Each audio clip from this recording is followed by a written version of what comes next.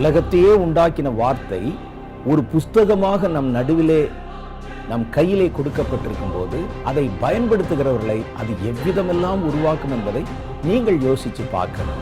அதுதான் வேத வசனத்தினுடைய ஆச்சரியமான மகத்துவம்.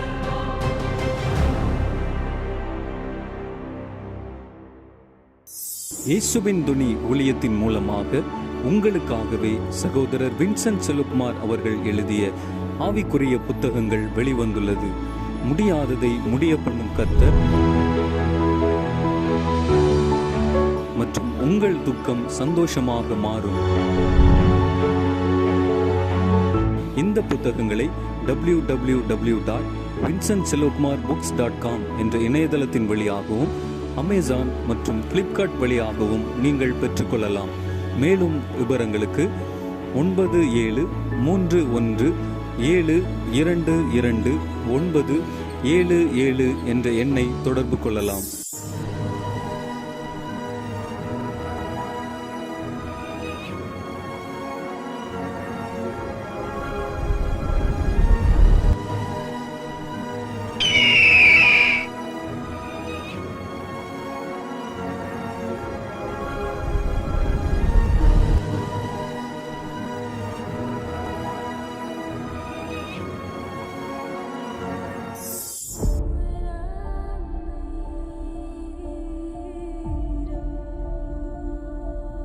கர்த்தருடைய வாக்குத்தத்தங்களை பெற்றுக்கொள்றதுல 2 வகை இருக்கிறது.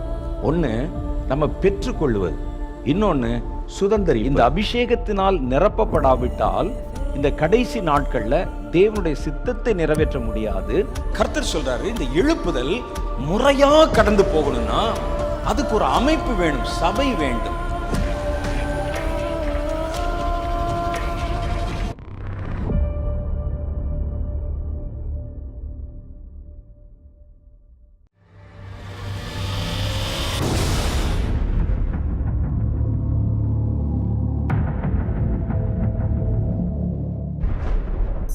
இந்த நாட்கள் நம்முடைய வாழ்க்கையில் கண்டிப்பாக மறக்க முடியாத நாட்கள்.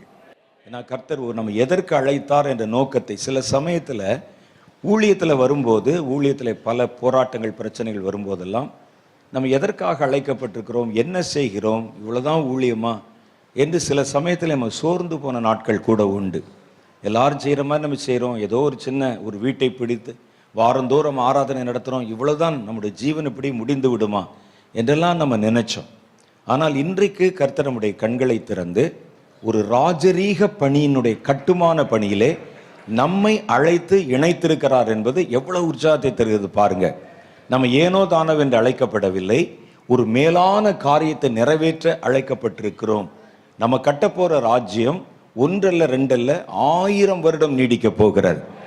நம்ம ஸ்தாபிக்க போகிற சிங்காசனம் ராஜாதி ராஜா வந்து அமரப்போகிற சிங்காசனமா இருக்க போகுது. உலகத்தின் முடிவு பரியந்தம் சர்வ நாட்களிலும் வீற்றிருக்கிற தேவனுடைய ஆலயம் நம்மாலே ஸ்தாபிக்கப்பட போகிறது.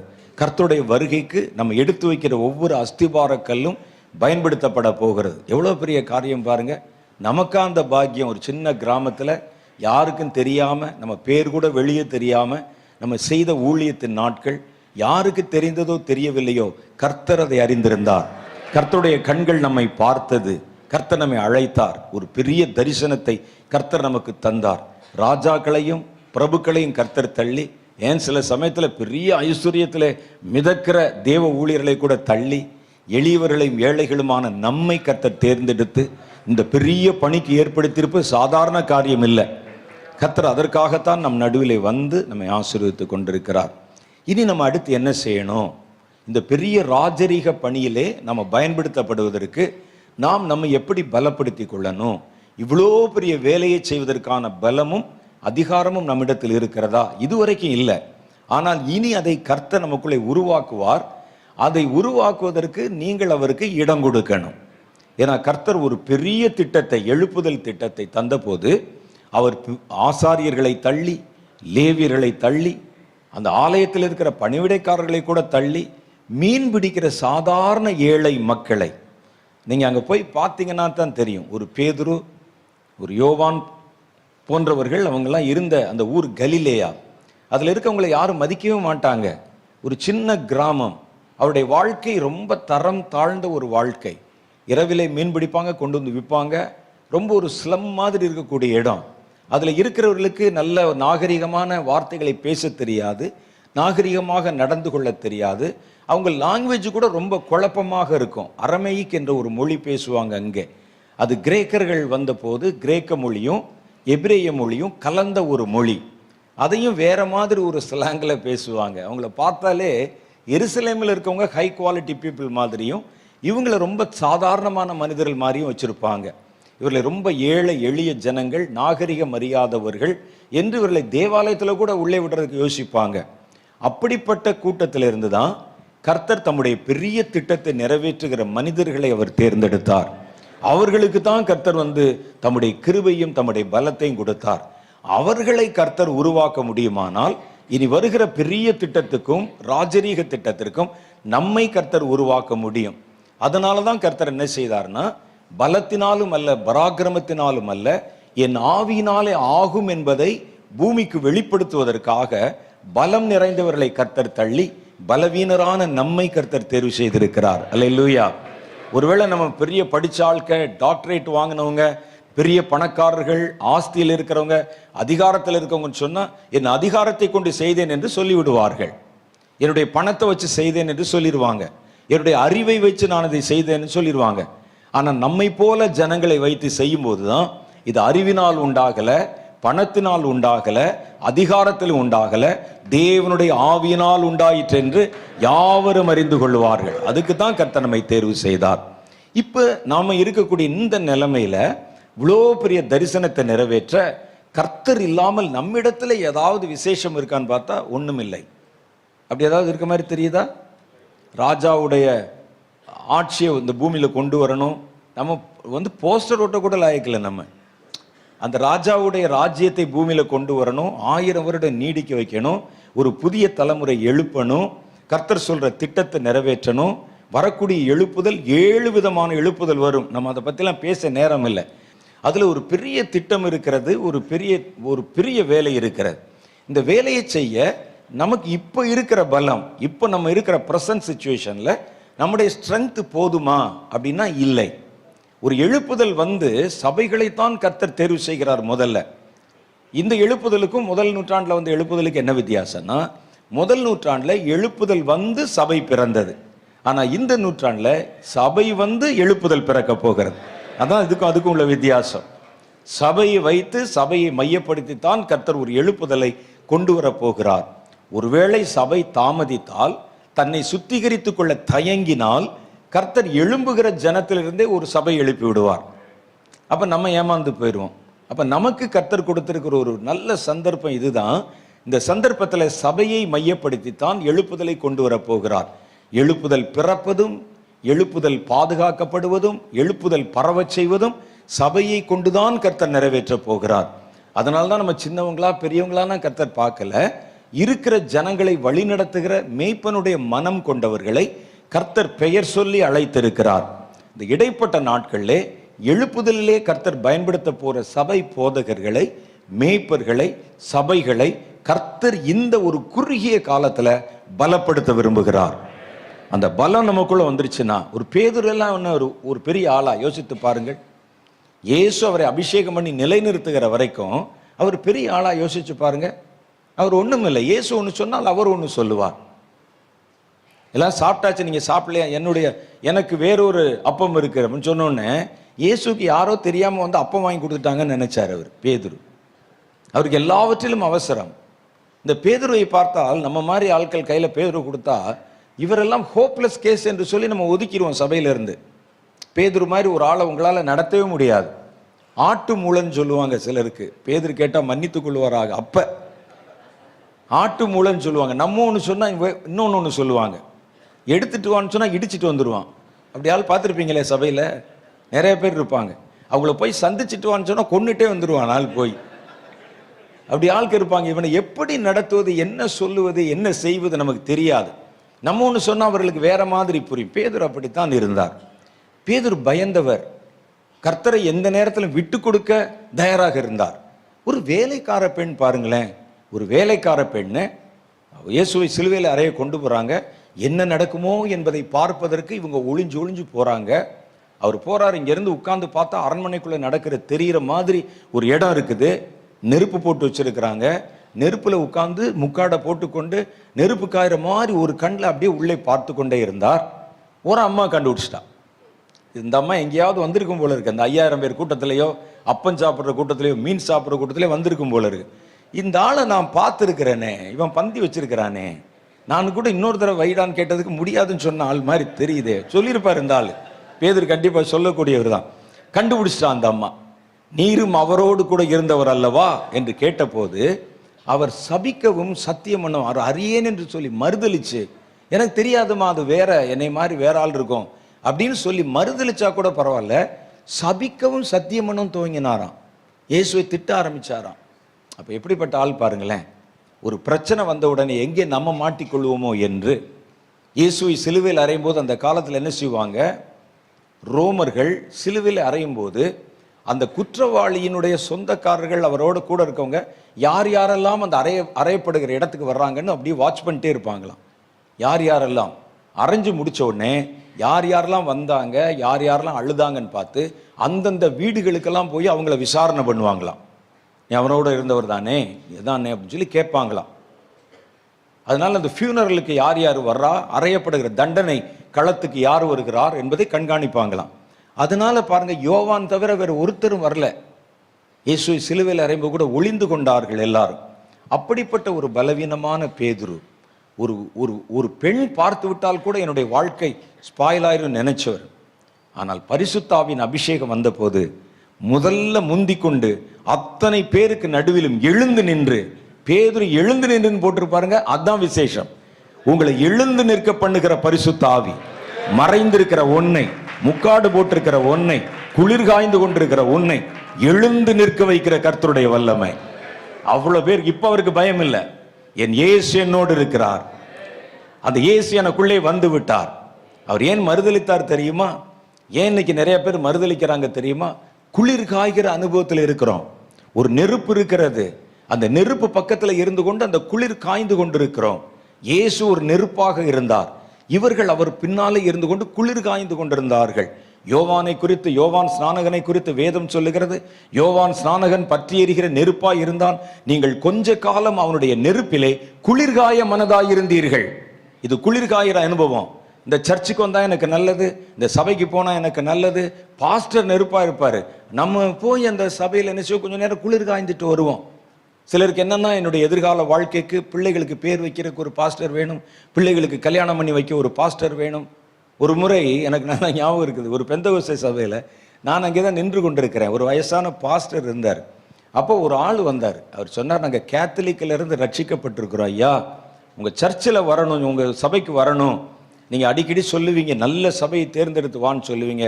ஆனால் எங்களுக்கு ஒரே ஒரு தடை தான் இருக்கிறது, நாங்கள் செத்தால் எங்களை எங்கே அடக்கம் பண்ணுவீங்க, கல்லறை இருக்குதா உங்கள் சர்ச்சுக்குன்னு கேட்டார். நாங்கள் யாராவது மரிச்சா மணி அடிப்பீங்களா, உங்கள் சர்ச்சில் மணி இருக்குதான்னு கேட்டார். எந்த பெந்தோஸ்தே சர்ச்சில் மணி இருக்கா? அவருக்கு கவலை பாருங்க, செத்தா மணி அடிக்கணுமா? அப்போ இந்த போதகர் சொன்னார், நீ செத்தால் எங்கே அடக்கம் பண்ண வேண்டும் என்பது என்னுடைய கவலை, உனக்கு என்ன கவலை என்று கேட்டார். நீ தான் செத்துட்டியா, உனக்கு என்ன கவலை? நாளில் கவலைப்படணும். இப்போ செத்துட்டானா எங்கே அடக்கம் பண்ண, நானே சும்மா இருக்கிறேன், நீ ஏன் கவலைப்படுகிற என்று கேட்டார். அதனால சிலருக்கு பார்த்தீங்கன்னா ஒரு குளிர் காய்கிற அனுபவம். இன்னும் சிலருக்கு சபை வேணும், அது பக்கத்தில் இருக்கணும், போகிறதுக்கும் வர்றதுக்கும் டிஸ்டன்ஸ் சரியாக இருக்கணும், உபதேசம் எப்படி இருந்தாலும் பரவாயில்ல, குளிர் காய்கிற அனுபவம். இன்னும் சிலர் நம்ம கூட இருப்பாங்க, நம்ம நல்லா இருக்கிற வரைக்கும் இருப்பாங்க, முடிஞ்சுன்னா உடனே ஓடி விடுவார்கள், குளிர் காய்கிற அனுபவம். கொஞ்சம் நம்முடைய கை தளர்ந்தால் ஓடிடுவாங்க, குளிர் காய்கிற. இவெல்லாம் நிற்க மாட்டான் எப்பவும். பேதுரு அப்படித்தான் இருந்தார். இயேசு அங்கே அக்னியாக இருக்கிறார். இவங்கெல்லாம் பின்னால அப்படி ஜால்ராக்கள் போவது, வருகிற கூட்டத்தை ஒழுங்குபடுத்துவது, உட்கார வைப்பது, தட்டுவது, அதிகாரம் பண்ணுவது, பிள்ளைகளை தூக்கிட்டு வந்தா வராதே என்று சொல்லி விரட்டுவது. சந்தோஷமா இருக்கும். சாமி சும்மா இருக்கும், பூசாரி தான் வந்து அங்கே குதித்து கொண்டிருப்பான். அப்போ அப்படியெல்லாம் குதிச்சுக்கிட்டு இருந்து நல்ல சந்தோஷமா இருந்தது. ஆனால் அவர்கள் தனியாய் பிரச்சனை சந்திக்க நேரிட்ட போது, அந்த நெருப்பு அவர்களை விட்டு விலகின போது, அல்லது இவர்கள் அந்த நெருப்பை விட்டு விலகின போது நிற்க முடியல அவங்களால. நெருப்பு பக்கத்தில் இருக்குது, இவங்க நெருப்பு பக்கத்தில் இருக்காங்க. அதனால குளிர்காயறதுனால அவர்கள் அனலாய் இருப்பதை போல தோன்றிற்று. அந்த நெருப்பு விலகின போது அவர்களுக்கு அந்த குளிர் உரைக்க ஆரம்பித்து விட்டது. இப்போ அவர்கள் எங்கே பக்கத்தில் இருந்த அந்த நெருப்பு இப்பொழுது அவர்களுக்கு உள்ளே இறங்க ஆரம்பித்து விட்டது. 120 பேர் மேலறையிலே கூடி ஜெபம் பண்ணாங்க. பக்கத்தில் எரிந்து கொண்டிருந்த இயேசு என்ற நெருப்பு அவருடைய தலையில இறங்கி இவர்களையே நெருப்பாய் மாற்றி விட்டார். இப்ப இவர் குளிர்காய்கிற அனுபவத்தில் அல்ல, எதையும் எதிர்கொள்ளுகிற அனுபவத்தில் எழுந்து நின்றார். இந்த அபிஷேகம் தான், இந்த வல்லமை தான் நம்மை எழுந்து நிற்க வைக்கிற வல்லமை. சாதாரணமாய் பேசின பேதுரு இன்னைக்கு ஒரு கல்விமான் போல பேசுகிறார். அவர் பேசுகிற வார்த்தைக்கு பதில் சொல்ல முடியல. பயந்து கொண்டிருந்த பேதுரு முதல்ல எழுந்து நின்றார். கர்த்தருடைய ஆவி அவரை பலப்படுத்திற்று. அதே மாதிரி தான் கர்த்தர் இன்றைக்கு நம்மை 3 விதமான ஆவியில நிரப்பி இருக்கிறார். பேதுருவை கூட கர்த்தர் அக்னிமயமான நாவுகளில் நான் நிரப்பினார். ஆனா உங்களை என்னையும் கர்த்தர் நேற்று 3 விதமான அதிகாரத்தினாலும் 3 விதமான அபிஷேகத்தினாலும் நிரப்பி இருக்கிறார். காரணம் என்ன தெரியுமா? பேதுருவை போல 3 மடங்கு வேலை உங்களுக்கு இருக்குது. காலம் குறுகினது, வேலை அதிகம். நீங்கள் தீவிரித்து செயல்படும்படிக்காக கர்த்தர் தம்முடைய அபிஷேகத்தினாலே நம்மை நிரப்பி இருக்கிறார். 2வது காரியம் பாருங்க, கர்த்தர் ஒரு பெரிய ராஜரீக பணியை செய்வதற்கு அவர்களை ஆயத்தப்படுத்தினார். இந்த ஆயத்தத்தில் நம்ம எப்படி தொடர்ந்து வளருவது என்று பார்க்கணும். கர்த்தர் நம்மை ஆயத்தப்படுத்தத்தான் ஒரு பலன் நமக்குள்ளே உண்டாகும். அந்த நெருப்பு இறங்கின போது அதற்கு முன்பாகவே 40 நாள் அளவும் கர்த்தர் அவர்களோடனே பேசி பேசி பேசி அவர்களை பலப்படுத்தினார். அவர்களோடு கூட கர்த்தர் தம்முடைய காரியங்களை வெளிப்படுத்தினார். இப்ப இந்த அனுபவத்தை தான் நேற்று கர்த்தர் ஆரம்பிச்சு வச்சிருக்கிறார். தொடர்ந்து நம்ம என்ன செய்யணும்? தொடர்ந்து இந்த அனுபவத்துல அந்த எழுப்புதல் வருவதற்கு இன்னும் கொஞ்ச நாள் தான் இருக்கு. இந்த கொஞ்ச நாளுக்குள்ள, ஒருவேளை இது 40 நாள் என்று போட்டிருக்க மாதிரி 40 நாளா கூட இருக்கலாம். இந்த 40 நாளைக்குள்ள கர்த்தர் உங்களை பலப்படுத்தி அந்த எழுப்புதலை சுமந்து செல்லவும், எழுப்புதலை பிறப்பிக்கவும், எழுப்புதலை பரவ செய்யவும் நீங்கள் உங்கள் சபையும் ஆயத்தப்பட வேண்டியது அவசியமா இருக்கிறது. ஒருவேளை 3 மாசமா இருக்கலாம், 4 மாசமா இருக்கலாம் நம்முடைய ஆயத்தம், அல்லது 1 வருஷமா கூட இருக்கலாம். ஏதோ ஒன்று, ஆனால் சீக்கிரம் நடந்துவிடும். உலகத்தில் மற்ற நிகழ்வுகள் எல்லாம் பார்க்கும்போது எல்லாம் கர்த்தருடைய வருகைக்காக கர்ப்பவேதனைப்படுகிறதை பார்க்க முடிகிறது. நிலம் அதிருகிறது. கர்த்தர் சொன்ன கடைசி கால அடையாளங்கள் நிறைவேறி கொண்டிருக்கிறது. இனி நிறைவேற வேண்டிய ஒரு பெரிய சம்பவம் இந்த எழுப்புதல் தான். எந்த நேரத்திலும் அது வந்து விடலாம், எந்த நிமிஷத்திலும் அது வந்து விடலாம். அதை எடுத்துக்கொண்டு போகணும்னு சொன்னா கர்த்தர் உங்களை பலப்படுத்த நீங்கள் இடம் கொடுக்கணும். நேற்று கர்த்தர் வந்தாரே, எங்களை சந்திச்சாரே, பேசினாரே, அது போதுமான்னு கேட்டா போதாது. அது துவக்கம். நீங்க அதை வளர்த்து கொள்ளணும். அந்த எழுப்புதல் உங்கள் நடுவில் பிரத்யட்சமாய் வருகிற வரைக்கும் ஒரு ஆயத்தம் நமக்கு தேவை. நீங்க ஆயத்தப்படணும், உங்க சபையையும் ஆயத்தப்படுத்தணும். முதல் காரியம் கர்த்தர் என்ன செய்தார் பாருங்கள். அவர் பாடுபட்ட பின்பு, அப்போஸ்தலர் 1வது அதிகாரம் 3வது வசனம், அவர் பாடுபட்ட பின்பு 40 நாள் அளவும் அப்போஸ்தலருக்கு தரிசனமாகி, அவங்களோட நேரா பேசினார். யாரோ ஒரு ஆள் மூலம் அல்ல, ஒரு தீர்க்கதரிசி மூலம் பேசலாம், அதுவும் கர்த்தருடைய வார்த்தை தான். யாரோ ஒரு வந்து சொல்லலாம், பைபிள்ல படிக்கலாம். ஆனா இது பெரிய ஒரு திட்டமா இருக்கிறதுனால ராஜாவே இறங்கி வந்து உங்களிடத்துல நேரடியாய் பேசி நம்மை கர்த்தர் அந்த தரிசன அனுபவத்தில் நடத்தி, இந்த அனுபவத்தை எழுப்புதல் வந்து நீங்கள் கனி கொடுக்க போகிற வரைக்கும் உங்களை பலப்படுத்தி கொள்ள இந்த அனுபவத்திலே நீங்கள் வளர்ந்து பெருகணும். அப்ப நம்ம என்ன செய்யணும்? பிராக்டிக்கலா நம்ம என்ன செய்யணும்? என் வாழ்க்கையில வந்த போது நான் என்ன செய்தேன்? என்னுடைய மனம் அப்படியே மாறிவிட்டது. இனி ஆண்டவரை பார்த்துட்டே இருக்கணும், பேசிட்டே இருக்கணும்னு ஒரு ஆசை வந்து விட்டது. இயேசுவை பார்த்து விட்டால் மற்ற ஆசையெல்லாம் போயிடும். நமக்கு அவரோட பார்க்கணும், அவரோட பேசணும், இன்னும் பல காரியங்களை தெரிந்து கொள்ளணும்னு நமக்கு ஒரு ஆசை வந்து விடும். அப்ப நமக்கு அந்த வந்த உடனே அதற்கு பிறகு நம்முடைய ஜெபத்திலே ஒரு மாற்றம் தேவைப்படுகிறது. நீங்க என்ன செய்யணும்னா, கர்த்தரிடத்துல தனித்து காத்திருந்து ஜெபிக்கிற அனுபவத்தை வளர்த்து கொள்ள வேண்டும். இந்த காத்திருக்கிற போதுதான் கர்த்தரை நம்மால உணர்ந்து பார்க்க முடியும். ஜெபம் என்பதற்கு நாம சில கான்செப்ட் வச்சிருக்கிறோம். ஜெபம்னா என்ன? சிலர் ப்ரோக்ராம் போட்டுட்டே போவாங்க ஜெபத்துக்கு. எப்படி ஒரு கூட்டத்துக்கு நாங்கள் வரும்போது ப்ரோக்ராம் போட்டு முதல்ல பாட்டு, அடுத்து ஜெபம், அப்புறம் ஒர்ஷிப்பு, அப்புறம் நீங்கள் பிரசங்கம், அப்புறம் ஜெப குறிப்பு அப்படின்னு வச்சுருக்கிறோமோ, சபையில் எப்படி ஒரு ஆர்டர் ஆஃப் சர்வீஸ் வச்சுருக்கிறோமோ, அதே மாதிரி தங்களுடைய பர்சனல் ப்ரேயர்லையும் அவங்க என்ன செய்வாங்கன்னா ஒரு ப்ரோக்ராம் மாதிரி வச்சுருப்பாங்க. வந்த உடனே ஒரு பாட்டு புத்தகத்தை எடுத்துக்கொண்டு போகுது, ஒரு 2 பாட்டு பாடுவது, ஒரு அதிகாரத்தை படிப்பது, அப்புறம் இருக்கக்கூடிய அவருடைய பிரச்சனைகளை சொல்வது, ஜெபம் பண்ணுவது. அதில் எங்கள் சபையில் என்னென்ன பிரச்சனை இருக்குது, என்னுடைய எதிரிகள் என்னென்ன செய்கிறாங்க, சபைக்கு ஒரு கட்டடம் வேணும், சபைக்கு என்னென்ன தேவை இருக்குது, குடும்பத்துக்கு என்னென்ன தேவை இருக்குது, நமக்கு என்னென்ன தேவை இருக்குது, இதெல்லாம் சொல்லி ஜெபம் பண்ணுவது. அப்புறம் சபையில் நம்ம இருக்கிறனால விசுவாசிகள் ஏதாவது ஜெப குறிப்பு சொல்லியிருப்பாங்க. என் பிள்ளைகளுக்கு ஜெபம் இல்லை, அது இதுன்னு. அது ஒருவேளை சில ஜெபம் பண்ணுவாங்க. அதை வச்சு ஜெபத்தில் ஜெபம் பண்ணுவது. ஆமேன் என்று முடித்து விட்டு, அதுக்குள்ளே பார்த்தா 1.5 மணி நேரம் ஆயிருக்கும். ஆமேன் என்று சொல்லி முடித்து விட்டு அடுத்த வேலையை பார்க்க போய் விடுகிறோம். நிறைய பேர் சொல்லுவாங்க, கேட்பாங்க, கர்த்தர் பேசுவார் சொல்றீங்களே, உண்மையிலே பேசுவாராங்கன்னு கேட்பாங்க. ஆமாம், கர்த்தர் பேசுவார். அதை எப்படி பேசாமல் இருப்பாங்க? அல்ல மனுஷன் மாதிரியே பேசுவாரான்னு கேட்பாங்க. ஏன் கர்த்தர் படைத்த மனுஷன் நீயே இவ்வளோ வாய்களையே பேசும்போது வாயை உண்டாக்கினவர் பேச மாட்டாரா?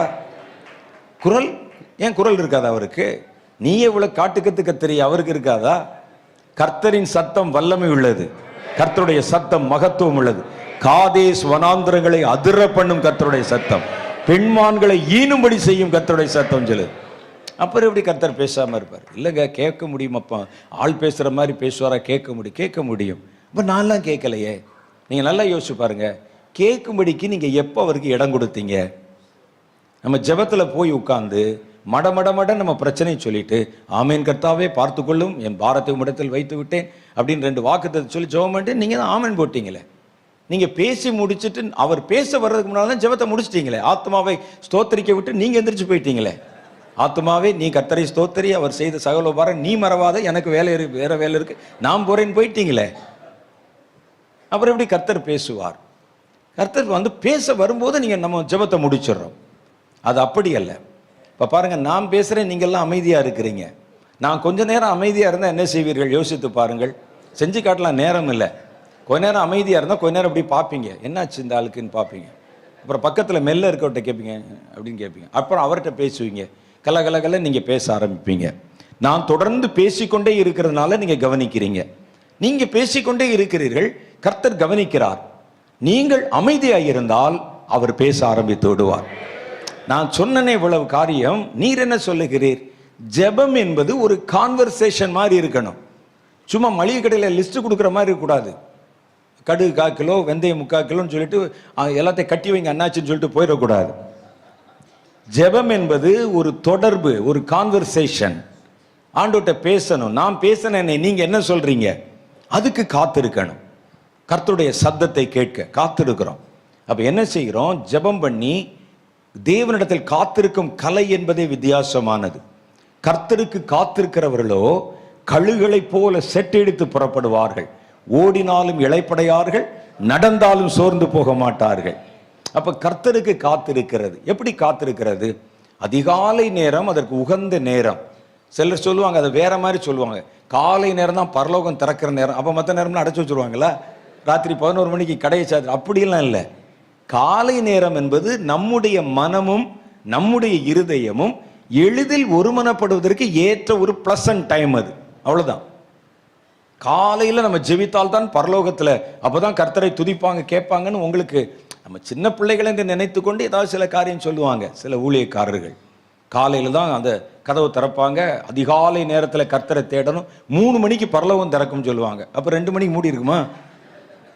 இல்லை, பரலோகம் என்பது எவ்ரி 24 hours அது நடந்து கொண்டே இருக்கும். அப்போ தான் ஒரு ஆள் கேள்வி கேட்டார், இந்தியாவில் 3 மணி நேரம், இந்தியாவில் 3 மணி, அமெரிக்காவில் ஜெபம் பண்ணால் எத்தனை மணி?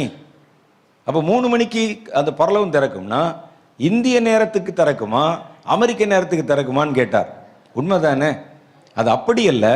அதிகாலை எழுந்து ஜெபம் பண்ணும்போது காலை நேரத்தில் நம்முடைய உள்ளிந்திரியங்கள் ஃப்ரெஷ்ஷாக இருக்கும். ஃப்ரெஷ்ஷாக அந்த நேரத்தில் ஏதோ ஒரு காரியத்தை கவனித்து கொள்ளவும் கேட்கவும், அதுக்கு முன்னால் இருந்த அலைகளெல்லாம் ஓய்ந்து, சில நேரத்தில் கடல் பார்த்தீங்கன்னா அப்படியே வந்து ஸ்டில் வாட்டர்ஸ்ன்னு சொல்லுவாங்க, அசைவில்லாத தண்ணி, அலையே இல்லாமல் இருக்கும். பார்த்துருக்கீங்களா சில நேரம்? அது மாதிரி நம்முடைய இருதயத்தில் ஓடின குழப்பம் பிரச்சனை எல்லாம் தாண்டி ஒரு அமைதலான சூழ்நிலை மனதில் இருக்கிற நேரம் அதிகாலை நேரம். அந்த நேரத்தில் நம்முடைய மனதை ஒருநிலைப்படுத்துவதும் தேவனிடத்தில் பொருத்துவதும் அல்லது ஒரு பாடம் படிப்பதும் கூட நல்ல விளைவுகளை உண்டு பண்ணும் என்று ஆராய்ச்சியில கண்டுபிடிச்சிருக்கிறாங்க. அதனால நம்ம இருக்கிற இடத்துல எது அதிகாலையோ அது ஒரு சால சிறந்த ஒரு நேரம். அந்த அதிகாலையில் எழுந்த உடனே முதல் காரியமா என்ன செய்வோம்? ஃபோனை எடுத்து பார்ப்போம், யாராவது மெசேஜ் போட்டிருக்கானா அப்படின்னு. அதெல்லாம் நிறுத்திடணும். ஃபோன் பார்க்கறதே காலையில் 8 மணிக்கு மேலே தான் பார்க்கணும். அது வரைக்கும் கர்த்தருக்கு நீங்கள் கொடுக்குற நேரம் தான் சரியா இருக்கணும், 7 மணிக்கு மேலே. ஏன்னா அப்படின்னா நம்ம என்ன பெரிய பிஸ்னஸ் பண்ணுறோமா? 10 கப்பல் ஓடுதா? ராத்திரியோடு ராத்திரி ஏதாவது செய்தி வந்து நீங்கள் பார்க்காவிட்டால் கப்பல் மூழ்கி விடுமா? அல்லது மிலிட்ரியில் இருக்கிறீங்களா? சைனா பார்டரில் இருக்கீங்களா? ஏன் காலையில் எழுந்திரிச்சு பார்க்குறீங்க ஃபோனை? அதில் கன்றாவியும் வருது இப்போல்லாம் ஃபோனில். ஃபோனை அலெக்சாண்டர் கிரஹாம்பெல் என்பவர் கண்டுபிடித்த போது பேசத்தான் கண்டுபிடிச்சார். இப்போ பேசுகிறத தவிர எல்லா வேலையும் செய்யுது ஃபோனு. சரி, அது ஒரு பக்கம் போட்டும். காலை நேரத்தில் கர்த்தருக்கு நம்ம கொடுக்கிற நேரம் அது. காலை நேரத்தில் தேவனிடத்தில் நாம் காத்திருக்கணும். காத்திருக்கும் போது எப்படி காத்திருக்கோன்னு சொன்னால், அதில் நிறைய உங்களுடைய அப்ளிகேஷன்ஸு சப்ளிகேஷன்ஸ் இதெல்லாம் வைக்காதீங்க. ஏன்னா அது வேணும், அதெல்லாம் அப்புறம் பார்த்துக்கலாம். இப்போ கர்த்தரோடு உறவாடுகிற நேரம் முதல்ல நீங்கள் உட்கார்ந்து தேவனுடைய மகத்துவங்களை அப்படியே நினைவு கொண்டு வாங்க. அவர் எவ்வளோ பெரியவர், அவர் எவ்வளவு நல்லவர், அவர் எவ்வளவு காரியங்கள். உம்முடைய கை விரல்களின் கிரிகளாகிய நீர் படைத்த வானத்து நட்சத்திரங்களையும் சூரிய சந்திரர்களையும் நான் பார்க்கும் பொழுது நீர் மனுஷனை நினைக்கவும் மனுஷகுமாரனை விசாரிப்பதற்கும் அவன் எம்மாத்திரம் என்கிறேன் என்கிறார். அவ பாருங்க, இவர் உட்கார்ந்து ராஜா. நம்மெல்லாம் ஒரு சின்ன சர்ச்சு பாஸ்டர், அவ்வளவுதான். அவர் ராஜா. அவருக்கு ஆயிரக்கணக்கான பிரச்சனை தலையில ஓடிக்கிட்டு இருக்கோம். அவன் அங்கே போருக்கு வருகிறான், இவன் போர், எல்லாத்தையும் விட்டுட்டு இவர் எதை யோசித்து பார்க்கிறார்? நீர் படைத்த சூரியனையும் சந்திரனையும் நட்சத்திரங்களை நான் பார்க்கும்போது, அதெல்லாம் யோசிச்சு பார்க்கும்போது எவ்வளோ பெரிய உங்களுடைய கை விரல்களின் கிரியை. உங்க கையில நீங்க படைச்சிருக்கீங்க. எங்களால கண்ணால கூட அதை பிடிக்க முடியல, தொட முடியாததை. நெருப்பு, சூரியன், சந்திரன், உங்களுடைய கை விரல்களுக்குள்ளே மின்னல்களை அடக்கி வைத்திருக்கிறேன். ஒரு மின்னலை பிடிச்சு அதில் இருக்கிற எலக்ட்ரிசிட்டி எடுக்க முடிஞ்சா நியூயார்க் பட்டணத்துக்கு 1 வருஷத்துக்கு கரண்ட் கொடுக்கலாமா? அந்த மின்னல்களை உங்களுடைய கை விரல்களுக்குள் பிடித்து வைத்திருக்கிறேன். உங்களுடைய விரல்களை நெகிழ்த்த அது உமக்கு சித்தமான இடத்துல போய் விழும் என்று வசனம் சொல்லுது. அப்ப எப்படி பார்த்து நுணுக்கமா ஆராய்ஞ்சிருக்கிறாங்க பாருங்க, பார்க்கறாங்க. இவ்வளோ பிரம்மாண்டமான காரியங்கள், சூரியன், சந்திரன், நட்சத்திரம், அதோடு கூட தன்னை ஒப்பிட்டு பார்க்கிறார். ராஜாவுக்கு நேரம் இருக்கு, அவருடைய மகத்துவங்களை சொல்லி பாருங்கள். இன்னொரு முறை அவர் உட்கார்ந்து யோசிச்சு பார்க்கிறார் பாருங்க. அவர் தேவனுடைய மகத்துவங்களை தியானிக்கிறார். என் தாயின் வயிற்றிலே என் எலும்புகள் உண்டாவதற்கு முன்னே என்னை உம்முடைய கண்கள் கருவிலை கண்டது. எப்படி? நான் இத்தனை பிரம்மாண்டமாய் உருவாக்கப்பட்டபடினால் உம்மை துதிக்கிறேன். அவர் யோசிச்சு பார்க்கிறார், நான் எவ்வளவு பிரம்மாண்டமா உருவாக்கப்பட்டிருக்கிறேன். என்ன பிரம்மாண்டம் தெரியுமா? நீங்க வேணா இன்னைக்கு சயின்ஸ்ல நீங்க எடுத்து வாசித்து பாருங்க. ஒரு மனிதனுடைய மூளை செய்கிற வேலையை எந்திரங்களை கொண்டு, ஒரு கம்ப்யூட்டரை கொண்டு செய்யணும் அப்படின்னு நீங்க நினைச்சீங்கன்னா, அதற்கு நீங்கள் செய்ய வேண்டிய கம்ப்யூட்டருடைய அளவு 1.5 மைல் தூரத்துக்கு இருக்கணுமா? அவ்வளோ கம்ப்யூட்டர் வைக்கணுமா? அந்த கம்ப்யூட்டர் வைத்தால் கூட மனித மூளை செய்கிற வேலையை அது செய்ய முடியாது. அவ்வளவு பிரம்மாண்டம், அவ்வளவு நியூரான்ஸ் இருக்கிறது உள்ள, அவ்வளவு காரியங்கள் இருக்கிறது பிரெயின்ல. பாருங்களேன், ஒரு கம்ப்யூட்டர் இருக்கிறது. ஒரு மாம்பழ படத்தை காமிச்சு இது இப்படி இருக்கும், இது என்னன்னு கேட்டா மாம்பழம் சொல்லும். அதுக்கு நீங்க சொல்லணும், ஃபீட் பண்ணணும். ஒரு மாம்பழத்தை காமிச்சு இது இப்படி வந்து வட்டமா இருக்கும், மஞ்சள் நிறமா இருக்கும், இந்த சமயத்தில் பூக்கும், இது என்னன்னு கேட்டு ஒரு படத்தை காமிச்சா மாம்பழம் சொல்லும். உங்க மூளை என்ன செய்யும் தெரியுமா?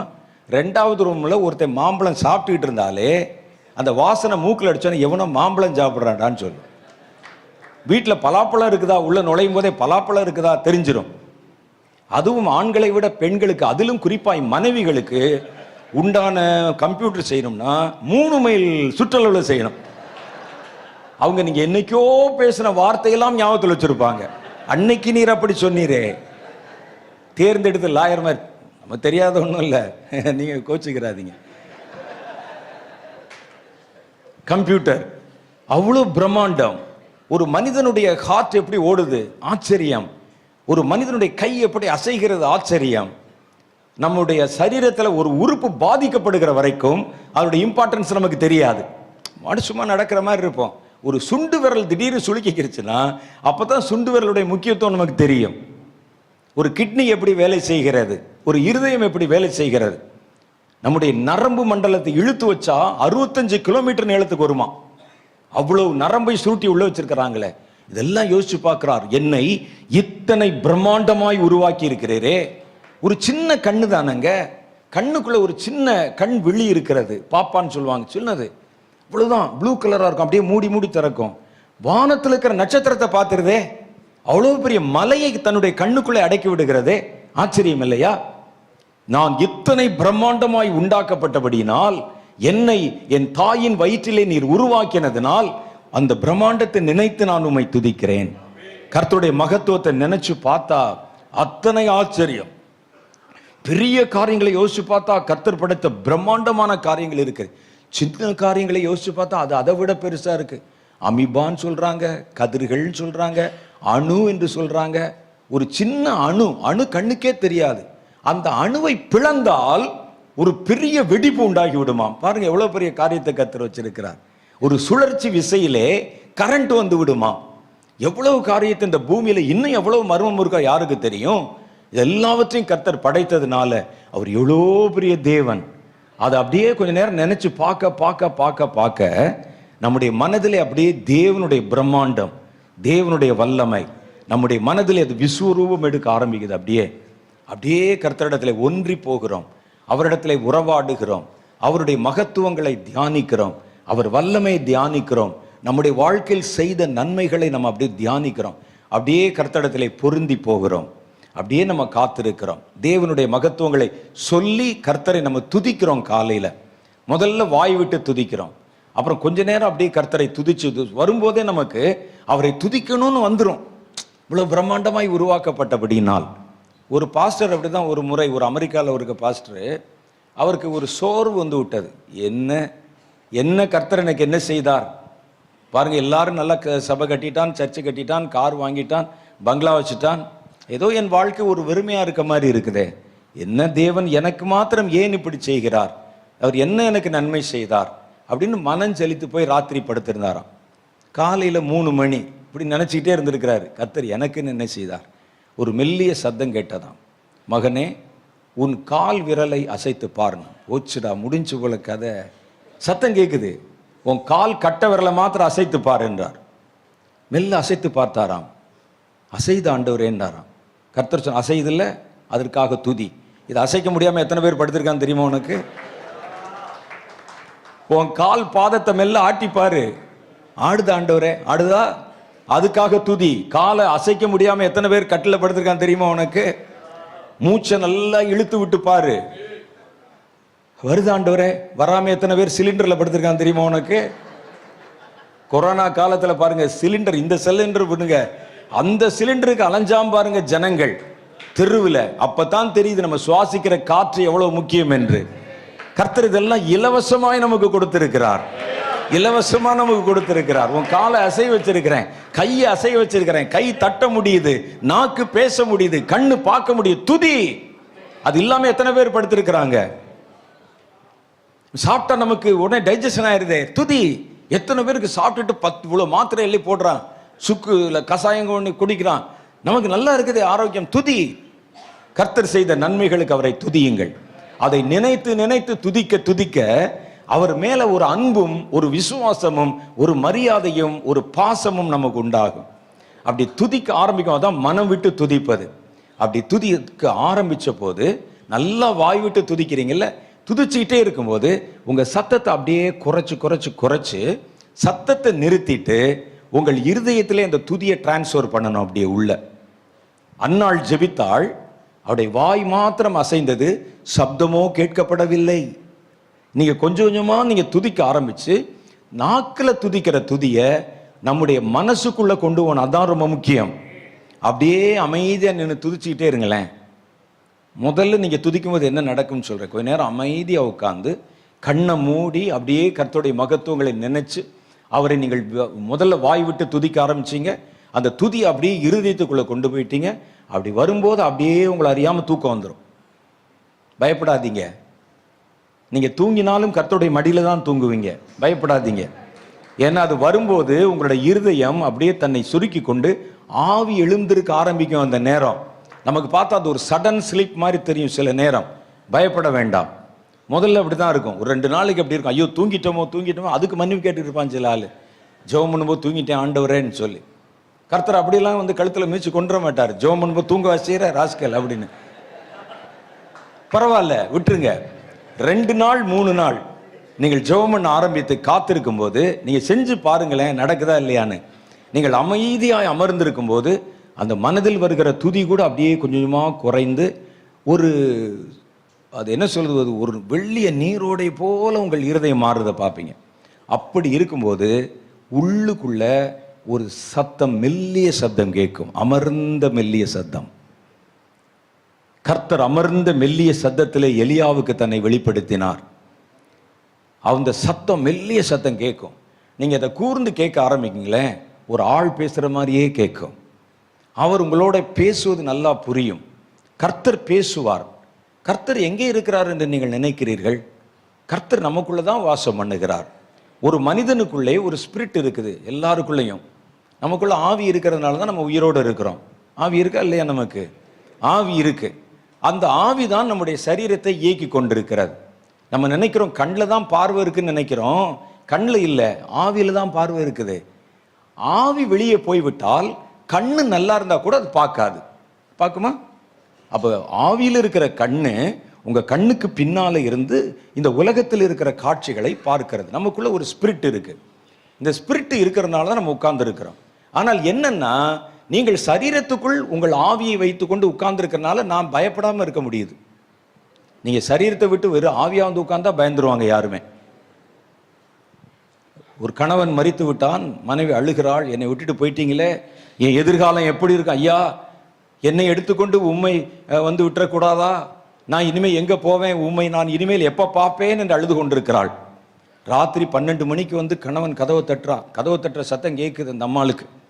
கதவை திறந்து பார்த்தா அந்த ஆள் நிற்கிறான். இப்போதான் புதைச்சிட்டு வந்தோம், மேலே வந்து மண்ணெல்லாம் போட்டால் வந்து நிற்கிறானே, நீ தானே அழுத, நான் ஆண்டவர்கிட்ட கேட்டேன், நீ ஆவியா போய் அவளோட குடித்தனம் பண்ணு சொல்லிட்டாருன்னு சொல்லிட்டான்னு வச்சுக்கோங்க. இந்த அம்மா என்ன செய்யும் நீங்க நினைக்கிறீங்க? நேரா பாஸ்டருக்கு ஃபோன் அடிக்கும். எங்க வீட்டில் ஏதோ நடமாட்டம் தெரியுது பாஸ்டர், வந்து தண்ணியை தொளிச்சு ஜெபம் பண்ணி விரட்டி விடுங்க பாஸ்டர். புருஷன் தானம்மா. புருஷன் சரீரத்தோட ஆவி ஆத்மா சரீரமா இருந்தா தான் புருஷன். வெறும் ஆவியா வந்து அவ்வளவுதான். தூங்க முடியுமா? நம்ம யோசிச்சு பாருங்க. வீட்டில் ஏதோ நடக்குது, பேசுது, கதவை தட்டுது. யாரு? புருஷன். கதவை தட்டுது. எப்படியா துரத்தி விடுங்க பாஸ்டர் கேட்கிறோம்ல. ஆனால் நமக்குள்ள ஒரு ஆவி இருக்கிறது. அதுதான் நிரந்தரமானது. அதுதான் நான், அதுதான் என்னுடைய மனிதன், நான் தான் அது. அப்ப உள்ளுக்குள்ள நம்ம இருக்கிறோம். அந்த ஆவி தான் நம்ம இயக்குகிறது, பேசுகிறது. சரீரத்தில் இருக்கிற அவயவங்களை எடுத்து அது பேசுகிறது. இப்ப பாருங்க, கர்த்தர் தம்முடைய பரிசுத்த ஆவியை கொடுத்து விடுகிறார். பரிசுத்த ஆவியை கொடுத்த உடனே உங்க ஸ்பிரிட்டும் அந்த சரீரத்தில் இருக்குது. இன்னொரு ஆவி, கர்த்தருடைய ஆவியும் அதே சரீரத்துக்குள் வைக்கப்படுகிறது. நம்ம நினைக்கிற மாதிரி இந்த அபிஷேகம் என்பது நம்ம ஜெபம் பண்ணி முடிச்ச உடனே போயிட்டு மறுபடியும் ஜெபம் பண்ணும்போது இறங்கி வருவது அல்ல. உலகத்தின் முடிவு பரியந்தம் சதா சர்வ நாட்களிலும் உங்களோடு இருக்கிற அபிஷேகம் அது. நிறைய பேர் அப்படிதான் ஜெபம் பண்ணும்போது ஆவியானவரே வாரும் வாரும் வாரும். ஆவியானவர் உள்ளதான் இருக்கிறார். எங்கடா கூப்பிடுற என்னையே? நான் உள்ளதானே இருக்கிறேன், என் மேல இறங்கும். நம்முடைய மனசுல நம்மளா ஒரு சில தீர்மானம் வச்சிருக்கிறோம். நம்ம ஜெபம் பண்ணும்போது ஆவியான ஒரு வானத்திலிருந்து அப்படி இறங்கி வந்து தலையில் அப்படி இறங்கிட்டு நம்ம ஜெபத்தை முடிச்சோடனே அவரும் போய் விடுவார். அப்புறம் அடுத்த நாள் ஜெபம் பண்ணும்போது தான் வருவார் என்று நம்பிக்கொண்டிருக்கிறோம். அப்படி இல்லை. ஒரு முறை பரிசுத்த ஆவியானவர் உங்களுக்குள் வந்து விட்டால் உலகத்தின் முடிவு பரியந்தம் நம்ம அவரை விட்டு விலகி இழந்து போனா ஒழிய நம்மை விட்டு அவர் போவதே இல்லை. 24 hours உங்க கூட தான் இருப்பார். அப்ப பாருங்க, ஒரு வீட்டுல 2 ஆள் இருக்கிறோம், 2 பேரு. அவங்க பேசுவாங்களா, பேசிக்கிற மாட்டாங்களா? ஒரே வீட்டுல 2 பேர் இருந்தா, ஒரு ரூம்ல 2 பேர் இருந்தா நான் அபிஷேகம் பெற்று 37 வருஷம் ஆச்சு, கர்த்தர் என் கூட பேசவில்லை. எப்படி பேசாமல் இருப்பாங்க? அது எப்படி ஒரே வீட்டுக்குள்ளே இருக்க 2 பேர் ஏதாவது பேசாமல் இருக்கிறதுக்கு வாய்ப்பு இருக்கா? பேசுவாங்கல்ல. அப்போ 2 ஆழ்த்துவம் உள்ளே இருக்கல, 2 ஸ்பிரிட் உள்ளே இருக்கல, கர்த்தருடைய ஆவியான இருக்கிற, எப்படி பேசாமல் இருப்பாங்க? கர்த்தர் பேசிக்கொண்டே தான் இருப்பார், நாம தான் கேட்பதில்லை. அதை கேட்டாலும் அதை விளங்கி கொள்வதில்லை. கர்த்தர் பேசிக்கொண்டே இருப்பார். அப்போ அபிஷேகம் சில சமயங்களில் மாத்திரம் நம்ம மேலே வருதே, அது எப்படிங்க அப்படின்னு நமக்கு ஒரு சந்தேகம் வரும். அப்போதானே பரிசுத்த ஆவியானவர். அப்படி இல்லை, பரிசுத்த ஆவியானவர் நமக்குள் இருக்கிறார். நான் சின்ன பையனாக இருந்த போது அப்போல்லாம் பார்த்தீங்கன்னா இந்த மாதிரி எலக்ட்ரிக் பொருள்கள் அதிகம் கிடையாது. நான் சின்ன பையனாக இருக்கும்போது ஓலை விசிறியில் தான் விசிறிக்கிடுவாங்க எங்கள் வீட்டில் எல்லாம். அந்த நாட்களில் நான் பிறந்தது 1958 வருஷத்தில், 60, 62, 63 அப்படி தான் நாங்கள் விசிறி வச்சு வீசிக்கிறோம். திடீர்னு எங்கள் அப்பா ஒரு நாள் ஒரு ஃபேன் வாங்கிட்டு வந்தார். நான் நினச்சேன் அந்த ஃபேனில் பின்னால் பார்த்தீங்கன்னா மண்டை மாதிரி ஒன்று இருக்கும், பார்த்துருக்கீங்களா? அப்போ உள்ள ஃபேனில் இதில் காணாமல் ஒன்றும், இது தலையில்லாத ஃபேனாக இருக்குது. பின்னால் பார்த்தீங்கன்னா அப்படி ஒரு கொண்டை மாதிரி ஒன்று இருக்கும், அதில் தான் சுற்றி கொண்டு இருக்கும். நான் நினச்சேன், நான் கொஞ்ச நாள் கழித்து கேட்டேன் எங்கள் அப்பாட்ட, அப்பா ஃபேன் வாங்கி இவ்வளோ நாள் ஆச்சே, அந்த தலைக்குள்ளே இருக்கிற காற்று தீர்ந்துருக்குமே, நம்ம காற்றே அடிக்கலேன்னு கேட்டேன். நான் நினச்சேன் இதுக்குள்ளே தான் காற்று வச்சுருப்பான் போல இருக்குது. இது சுற்றின உடனே அது வழியாக வருது. சில சமயத்தில் என்ன செய்யணும், குறைச்சி வைக்கிறது. ஏன்னா சீக்கிரமாக அந்த காற்று தீர்ந்து போயிடுமா, வேகமாக வச்சா காற்று ஃபுல்லாக காலியாக போயிடுமா. அப்போது எனக்கு தெரிஞ்ச நேரம். அப்போ இந்த மாதிரி எலக்ட்ரானிக் பொருள்லாம் கிடையாது. ஆனால் இப்போ உள்ள தலைமுறை ரொம்ப வேற மாதிரி இருக்கான். ஃபோனை கொடுத்தா பிரித்து மேய்ஞ்சிடறான். 2 வயசு பையன் ஃபேஸ்புக் பார்க்குறான், ட்விட்டர் பார்க்குறான். எங்கள் காலத்தில் நாங்கள் அப்படி தான் இருந்தோம், அப்படி தான் நினைத்தேன். அப்போ எங்கள் அப்பா சொன்னார், அப்படி இல்லைடா, ஃபேனுக்குள்ளே இங்கே காற்று இருக்காது, காற்று இங்கே தான் இருக்குது. ஆனால் ஒரு ஃபேனை வச்சு அந்த இடத்த சுற்றும் போது அந்த காற்றை நம்ம உணர முடிகிறது. இதே இடத்துல பாருங்கள், காற்று இருக்குது. சில நேரத்தில் சொல்லும் காற்றே இல்லையேன்னு சொல்லுவோம். காற்று இல்லைன்னா என்னென்னு செத்தா போயிட்டோம் நம்ம. காற்று இருக்குது இந்த இடத்துல, ஃபேனை போடுங்க. ஃபேனை போட்ட உடனே இந்த இருக்கிற காற்றை அது அப்படி சுழல வைக்கிறது. அதில் ஒரு அசைவை உண்டு பண்ணும்போது அந்த காற்றை உணர முடிகிறது. அதே மாதிரி பரிசுத்த ஆவி நமக்குள் இருக்கிறார். நீங்கள் ஒரு ஜெபம் பண்ணும் போதோ துதிக்கும் போதோ ஃபேன் போடுற மாதிரி ஒரு அசைவை அந்த ஆவியிலே உண்டாக்கும் போது அந்த அபிஷேகத்தை நீங்கள் உணர ஆரம்பிக்கிறீர்கள். அதான் அந்த ஃபேன் ஓடனோடனே எப்படி காற்று வருதோ, நீங்கள் ஜெபம் பண்ணுறீங்க, வாய் விட்டு ஜெபம் பண்ணுறீங்க. ஜெபம் பண்ணும்போது ஒரு ஆவிக்குரிய அசைவு உண்டாகிறது. அது அசைஞ்ச உடனே அந்த ஸ்பிரிட், அந்த ஆவி, அதை முழுவதும் உங்களால் உணர முடிகிறது. எவ்வளவுக்கு எவ்வளவு நீங்க விட்டு கொடுக்குறீங்களோ அவ்வளவுக்கு அவ்வளவு பலமாய் இந்த சுழற்சி உங்களால் உணர முடிகிறது. அப்பதான் நம்ம உணர்கிறோம். நம்ம இந்த சுழற்சியை நிறுத்திவிட்டால் ஆவியானவர் உள்ளே இருப்பார், அதை உணர முடியல, அவ்வளவுதான். நம்ம உணர முடியவில்லை என்பதற்காக அவர் இல்லை போய்விட்டார் என்பது பொருள் அல்ல. அப்ப பரிசுத்த ஆவியானவர் இருக்கிறார். அப்ப அந்த ஆவியானவர் உள்ளே இருக்கும்போது 2 ஆழ்த்துவங்கள் ஒரே அறையிலே தங்கி இருக்கும்போது எப்படி அவங்க பேசிக்கிறாம இருப்பாங்க? அவர் பேசுகிறார், நாம் தான் அதை கேட்டுக்கொள்வதில்லை. கேட்பதற்கு நமக்கு நேரம் இல்லை. கேட்டாலும் அதை நம்ம புரிந்து கொள்வதில்லை. இந்த புரிந்து கொள்ளுகிற தன்மை நம்ம எப்படி வளர்த்துக்கிறோம் அப்படின்னா, வேதத்தை அதிகமாய் ஆழமாய் வாசிக்கிறோம். கர்த்தர் பேசினாலே வசனத்தில்தான் பேசுவார். ஏனென்றால் அவர்தான் வார்த்தையாக இருக்கிறார். ஆதியிலே வார்த்தை இருந்தது, அந்த வார்த்தை தேவனிடத்தில் இருந்தது, அந்த வார்த்தை தேவனாக இருந்தது. அப்போ அவர் பேசுகிற வார்த்தையெல்லாம் இதில் இருந்தால் வரும். இந்த வார்த்தையை விளங்கி கொள்ள வேண்டுமானால் முதல்ல நம்ம நல்ல பைபிளில் தரவா வேத வசனங்களை உட்கொண்டு வாசித்து அதோடு பழகுகிற அனுபவம் உள்ளவர்களாக இருக்கணும். அடுத்து நம்ம கர்த்தருடைய பாதத்தில் காத்திருக்கணும். அவர் பேசுவதற்கு இடம் கொடுக்கணும். கர்த்தாவே சொல்லும், அடியேன் கேட்கிறேன் என்கிற மனநிலையோடு நம்ம உட்கார்ந்து இருக்கணும். அப்பதான் தேவனுடைய பிரசன்னத்தை நம்மால உணர முடிகிறது. கர்த்தர் எல்லாரோடும் பேசுவார், அதை நம்ம தெளிவாக தெரிஞ்சுக்கிற முடியும். அதிகாலை நேரத்தில் நீங்கள் காத்திருக்கும் போது கர்த்தர் உங்களுக்கு அன்றன்றைக்கு உள்ள ஆகாரத்தை அன்றைக்கு தருவார். கர்த்தர் ஒரு ஜெபம் வாங்க சொல்லி கொடுத்தாரு, அன்றன்றுள்ள அப்பத்தை எனக்கு இன்றைக்கு தாரும். ஒவ்வொரு நாளைக்கு உண்டு. எந்த அப்பத்தை? இட்லியும் தோசையுமா சொன்னாரு? அதுவும் கூட இருக்கலாம் ஒருவேளை, ஆனா அது இல்லை உண்மையானது. அன்றைக்கு என் ஆவியிலே நான் உட்கொள்ள வேண்டிய எனக்குண்டான மன்னாவை தாரும், வார்த்தையை தாரும். அதான். அப்ப காலையில நீங்க காத்திருக்கும் போது கர்த்தர் அன்றைக்கு உங்களுக்கான ஆவிக்குரிய வார்த்தை உங்கள் மனசுல போடுவார். என்ன செய்யணும், என்ன வார்த்தை, ஒரு வாக்குத்தத்தம், ஒரு கட்டளை, இதுல பார்த்தோமே, அது மாதிரி ஒரு வார்த்தையை கண்டிப்பா பேசுவாங்க உங்ககிட்ட. என்ன செய்யணும் அப்படின்னு கர்த்தர் பேசுவார். இஸ்ரவேல் ஜனங்களை வனாந்தரத்தில் வழிநடத்தி வரும்போது அப்படிதான் சொன்னாங்க. காலையில் அதிகாலையிலே நீங்கள் உங்கள் வாசல் கதவுகளை திறந்து பார்க்கும் பொழுது அங்கே மன்னா இருக்கும். நேரம் ஆச்சுன்னா என்ன ஆகும் பாருங்க, நேரம் ஆச்சுன்னா என்ன ஆகும், அது கெட்டு போயிடும். நீங்க எடுக்க வேண்டிய நேரத்தில், அதனால தான் அதிகாலை ஜெபத்தை சிலர் 9 மணிக்கு அலாரம் வச்சுட்டு படுப்பாங்க. பார்த்துருக்கீங்களா? காலையில் 9 மணிக்கு எந்திரிக்கிறதுக்கே அலாரம் வைப்பாங்க. நீங்க 9 மணிக்கு எந்திரிச்சு பார்த்தா அந்த வார்த்தையெல்லாம் போயிருக்கும். காலை நேரத்தில் அந்த மன்னா பெற வேண்டிய நேரம் இருக்கிறது, அதில் தான் நம்ம செய்யணும். சாது சுந்தர் சிங்குடைய புஸ்தகம் நான் ஒன்று சொன்னேன். அந்த புத்தகத்தில் அவர் கேட்கிறார், ஆண்டவரே எங்களுக்கெல்லாம் நிறைய தேவை இருக்குது, பிரச்சனை இருக்குது, நாங்க போய் உங்களிடத்தில் ஜெபம் பண்ணுகிறோம், நீர் அதிகாலை இருட்டோடு எழுந்து ஜெபம் பண்ணிடாமே, எதுக்கு ஜெபம் பண்ணீர் அப்படின்னு கேட்டார்.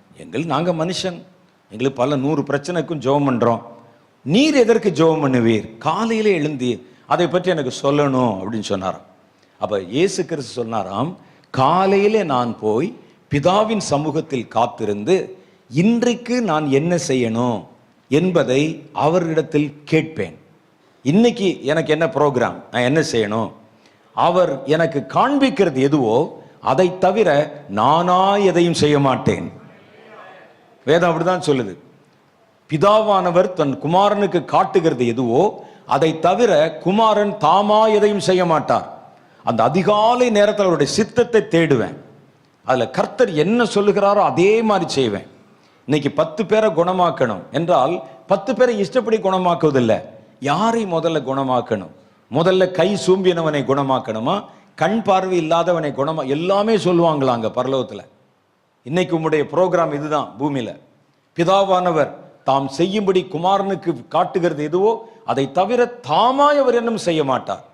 அப்ப அதிகாலை நேரத்தில் இந்த சித்தத்தை தேடத்தான் இன்னைக்கு நான் என்ன செய்யணும், டெய்லி ப்ரோக்ராம் கேட்கிறதான் நான் அங்கே போய் அமர்ந்திருப்பேன் என்கிறார். அப்போ அவங்க சொல்லுவாங்க, இன்னைக்கு என்ன செய்யணும், நீர் இங்கே நடந்து போகணும், எல்லாம் அங்கே வந்து பிளான், நீ இங்கே நடந்து போகணும், அங்கே ஒரு விதவையினுடைய மகனை பாடையில் வைத்து கொண்டு வருவார்கள், அவரை தொடணும், அவனை தொட்டு தூக்கணும், இன்ன வார்த்தை சொல்லணும், இப்படி எழுப்பணும், எல்லாம் சொல்லி தருவாங்களாம்.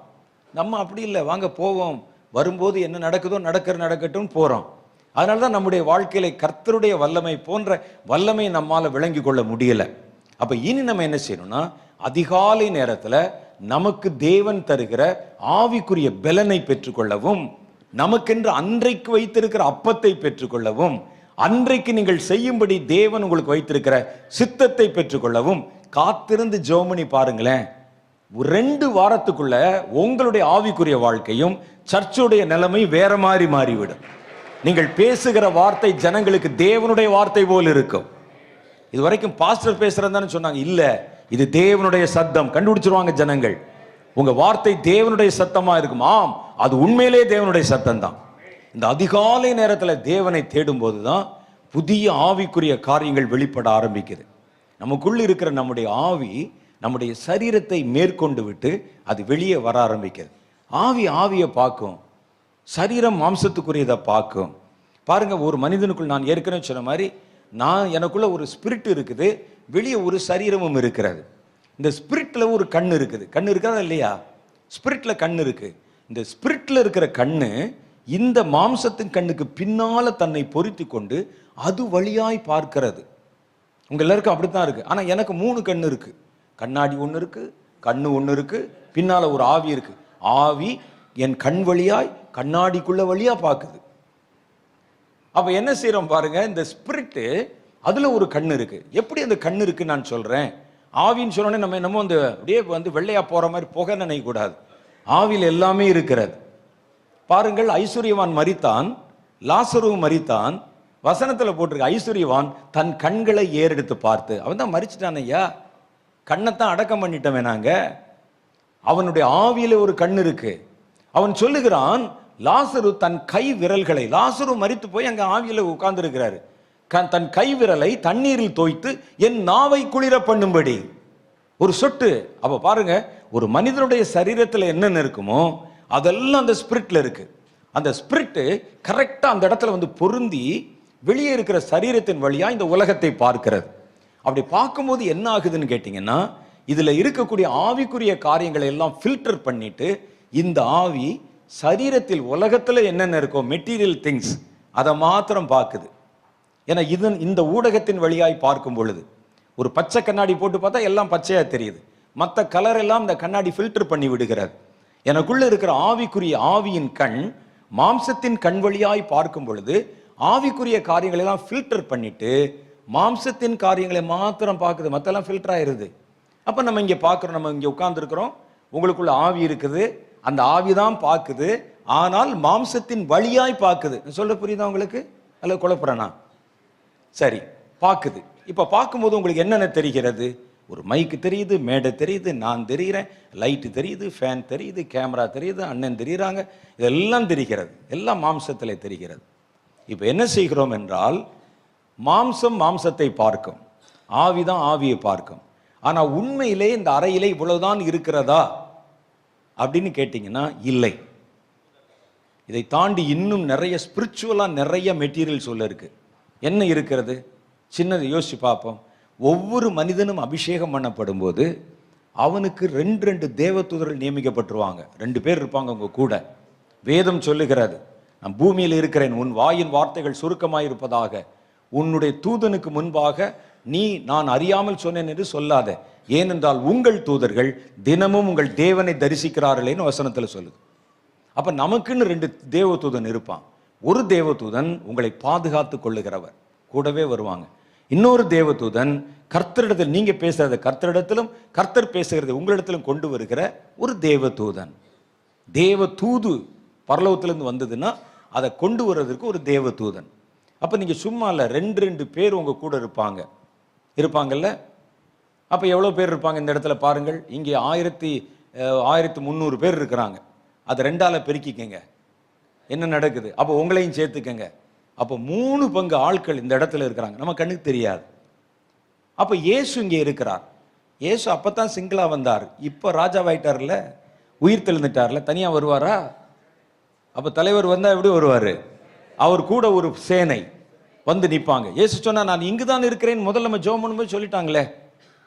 சொல்றது என்ன? வசனத்திலே எழுதிட்டாரே, 2 பேர் 3 பேர் என்னுடைய நாமத்தினால் எங்கே கூடி வந்தாலும் அங்கே அவர்கள் நடுவில் நான் இருப்பேன். கர்த்தர் சொன்னா நீ பேசுவோம், உன்னுடைய வலது பக்கத்தில் நான் நிற்பேன்னு எனக்கு வாக்கு கொடுத்திருக்கிறார். ஆனா நான் இப்ப பார்க்க முடியாது, பார்த்தா பேச முடியாது. அவரை வச்சு நான் பிரசங்கம் பண்ணா எப்படி இருக்கும்?